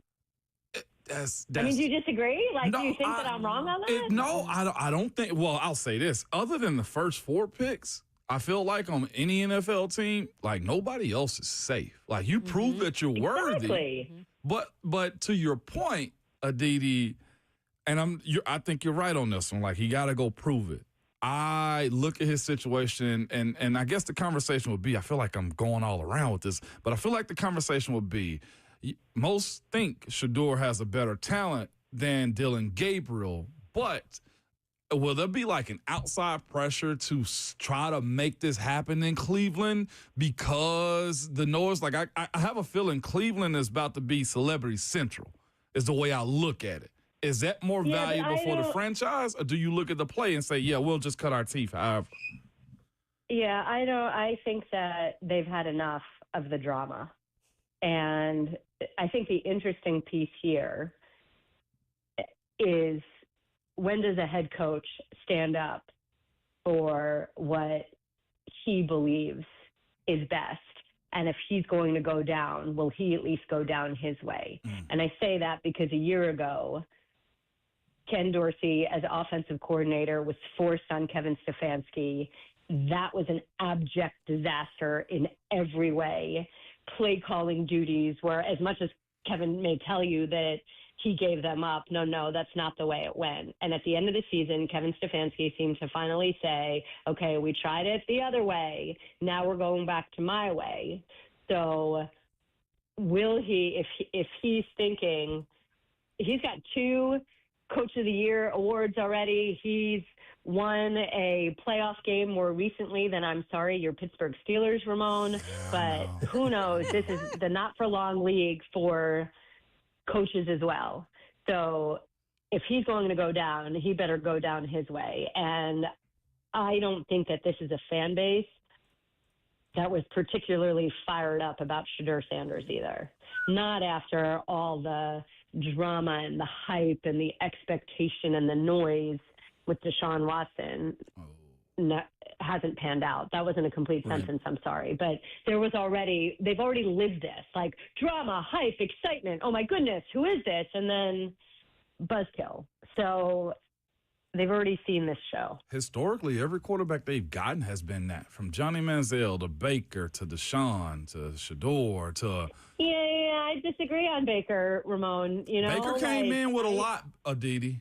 He did. He did, but he also, you know what? He played well. He fought hard. He had teammates who believed in him. And, but I don't know that Baker's the same player as he is today if he didn't have to go through what he did in Cleveland. Absolutely. Where they essentially gave up on him, chased Deshaun, wouldn't let him go. Then he had that disastrous year in Carolina, was sort of revived in a few weeks in LA with the Rams. And I mean, he and I openly talk about it, that he needed to go through that he wouldn't have matured the same way, that he wouldn't have been. And he's doing amazing in Tampa. And he's the guy that his teammates loved in Cleveland. I mean, I love being around Baker, but again, Baker and I are a lot similar, unfortunately, in all the best and worst ways. So. Aditi Kinkhabwala, CBS Sports, our guest. Well, Aditi, let's talk about Ramon's former employer for 11 seasons, the Pittsburgh Steelers. In some ways, the Aaron Rodgers-Mike Tomlin marriage, maybe it's perfect because Mike Tomlin's one of the only coaches that won't let Aaron do all the other things that Aaron brings and like bring all his buddies. On the other side, though, it doesn't make sense because it's weird that it's gotten this far where the Steelers have allowed Aaron to maybe hold them hostage as long as they have. What is the end of all of this in your mind? And how do you make sense of just the weird fit and just the weirdness around the quarterback position in Pittsburgh right now? Okay, I'm going to completely disagree with you, number one. Okay. Mike Tomlin is the biggest enabler in the National Football League.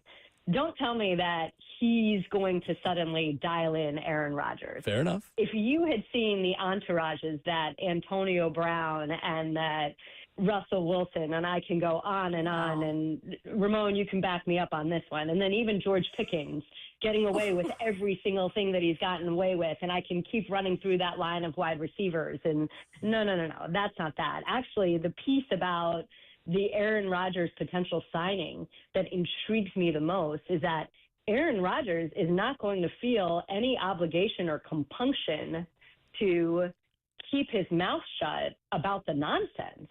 You know, if George Pickens were still there and George Pickens was constantly late to meetings, as he was constantly late to games, as he was refusing to block, was not being a positive addition to the game day atmosphere, of course Aaron Rodgers would go on Pat McAfee and call it out. He's not going to sit here and make excuses for him.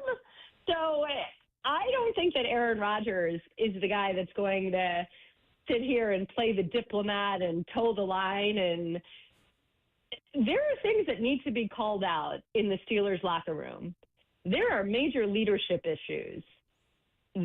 And I don't think that Aaron Rodgers would just brush that under the rug or basically lie to everyone. So that, that's a piece of it. I think that the Steelers are desperate. They've mismanaged the quarterback position going back to the last few years of Ben Roethlisberger's tenure. Mm-hmm. They had no succession plan. They have not done a great job of evaluating quarterbacks. Clearly, they thought that Mason Rudolph was a successor. Then it was obvious that he was not. They did nothing about that.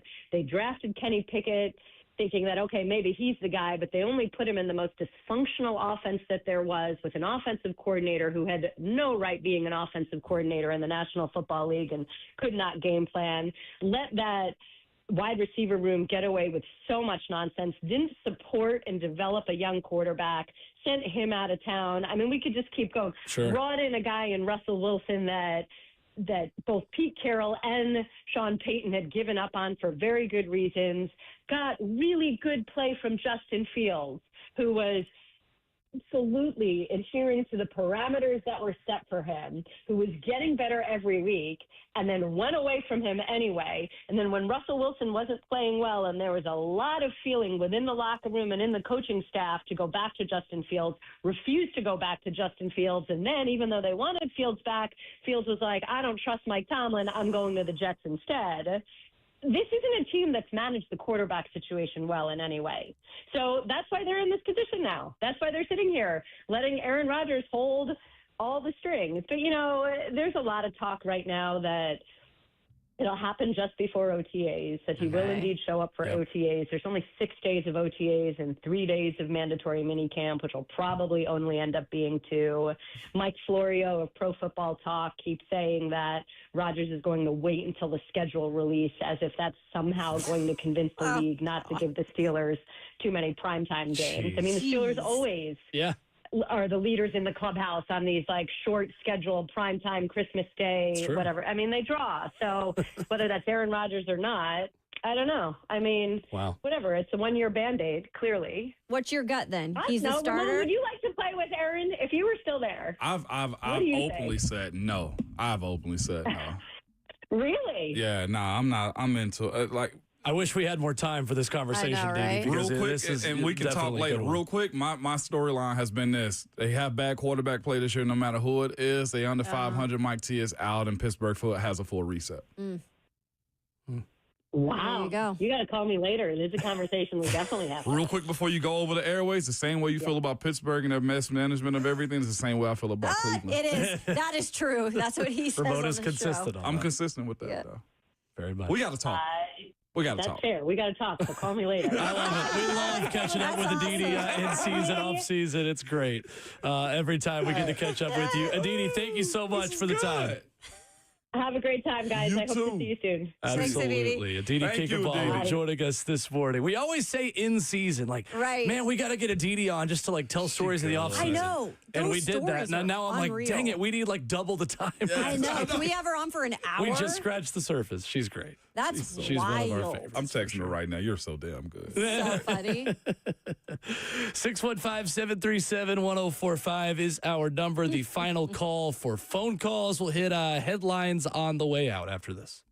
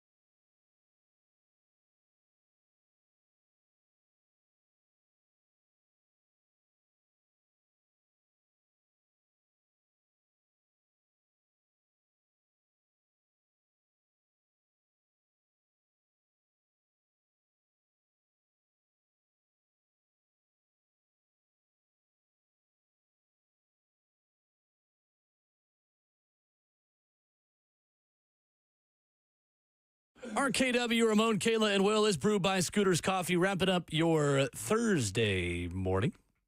615-737-1045. The final call for phone calls. I feel like we've covered a lot this morning. Yeah. We've fixed college football. We've addressed a beef.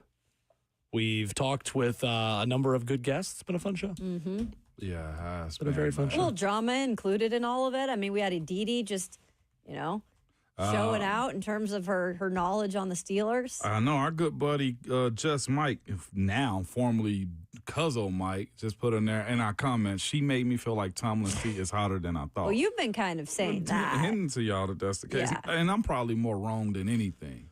When you trade away a starting caliber receiver, you are admitting that your roster isn't good enough to compete for a championship, to me.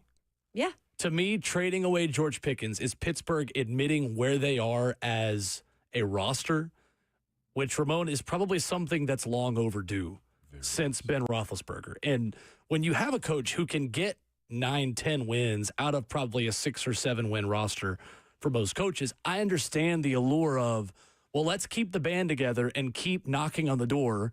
And one of these days, we're just going to get hot and have injury luck that the ball's going to bounce our way, and maybe we can walk our way into a Super Bowl kind of run. But in today's AFC, as good as the quarterback position is in today's AFC, it almost requires a reset to get out of mediocre quarterback play to force yourself to get great quarterback play. And that is something that so many teams are trying to navigate. It is much, much easier said than done. I will say she's got a point. We're thick as thieves in Pittsburgh. I will admit the culture she speak of is this. What she was saying is this. She said Coach Tomlin is an enabler. I'd almost say Coach Tomlin is a facilitator using your goods until he can't no more. Okay. He's a good way to put it. He's openly said that. Man, we deal with this problem because he helped us win games. The moment he doesn't, George Pickens, you're out of there. And then that, too, is this. To your point about, like, you got to be bad enough to get good again. Pittsburgh has 12 picks next year already before and then they'll moves. get compensatory, too. They got a 1, they got a 2, they got 2 3s, 2 4s, 2 5s, 2 6s, and a 7. They're expected to get as many as 4 compensatory picks based on who left in free agency. I mean, Justin Fields gets you 1, Dan Moore gets you another. I think George gets another one. The Steelers could have 15 draft picks next season when the dust settles. You know what you do? You move up to go get your guy at that point. And you get a young, cheap roster. Like, there's a changing of the guard happening up there with the Cam Haywards of the world who are on the way out. Yeah. And they need, new leadership in a lot of ways. I'm probably wrong on the firing part of it. Let me pump the brakes on that side of it because, again, that is sure. They don't make that change often. But the facilitation of a new regime as far as quarterback, et cetera, I think has been made. We talk a lot of Steelers on this show for obvious reasons, but I think they are one of the most fascinating teams, if not the most fascinating team, just nationally in terms of floor to ceiling, what they could be this season. And just, the developing story of how Mike Tomlin's tenure probably comes to an end sooner rather than later up there is fascinating to me. And I think also because they just have had so much steady success. I know that, playoffs. It's a blue blood. Catapult. Exactly. Yeah, you're and right. so it's like you wonder, like, does this actually come to an end at some point? Feels like we are nearing that point. No doubt. The Knicks went up 2-0 on the Celtics yesterday. Yeah. Significant? Boston, defending champs, going back to New York. Tatum is taking it right now. They're missing a lot of threes, I'm told. And I think it was 40-something the other night they put up, and it was crazy. But Tatum, more than anything, Jason Tatum they're calling him the most, underwhelming superstar in the NBA. I've heard that a time or two with his ability to be clutch. Listen, Chris Canty is a former player. I think he's smart at what he does. But he said when you look at his situation with what you ask or what you're asking of him, he doesn't have the clutch gene. Like, he's won the championship, but it was, who was it that got the MVP in the finals? Not Tatum. Jaylen Brown. Jaylen Brown got the MVP. See, I don't hate the NBA that much. You know what I'm saying? So it is fascinating. What's crazy is New York fans absolutely not wanting to leave the arena last night. They're not keeping their powder dry. They're cherishing every minute of it. They're not keeping their powder dry. Now, see, the New York thing for them to do is to go back to the Garden and lose. Yeah, it that's would be. what I was I gonna want them say. to lose in the most spectacular fashion possible. Yeah. Because I just think it's really entertaining watching that fan base go through good or bad things. Yeah. And they need it. Spike going to be so doggone. Bing bong. Boy, Spike going to be fun. I can't wait to see Spike Lee on courtside. I know he is losing his noodle right now, man. Golly. They're one of those fan bases that I forget how many Knicks fans that I follow until something significant happens. And I'm like, oh, everyone's talking about the Knicks on the timeline right now. Yeah, no doubt. They always make a little bit of a peak, and then it just something disastrous happens. Oh, right? no doubt. Because Jalen Bronson's their guy. Like, everybody's saying, well, I ain't everybody's, but the conversation is what you want Jason Tatum to be is what Jalen Bronson is right now. Clutch City. Sure. Real quick, congratulations to Travis Hunter. Graduated today from Colorado. He is a first-team academic All-American, which is so impressive. I think that goes under the radar sometimes of just how successful he was on the field, but also in the classroom. I always like to nod my hat to, those young men who get it done. Congratulations for getting my degree. I got mine, too. When did you get yours? Recently? I thought you got that when you graduated. I'm joking. Back in 2008. Back in 08. I didn't know you back More like then. 2008. But congrats, Mo. Back at it tomorrow morning for our normal Friday routine. VolQuest's Brent Hubbs joins us at 7:20. And Ron Slay will join us at 9:20, which should be even more interesting than usual tomorrow morning for obvious reasons. Back at it at 6 a.m., bright and early to kick off your Friday. Yes, indeed. I will say this Golden State-Minnesota game is going to be hot tonight. Anthony Edwards got to answer the call, Bring man. your butt. You got to go, man. Yeah. He asked for Golden State. You better answer the call. But at all times, your Twitter fingers and your mic is always hot.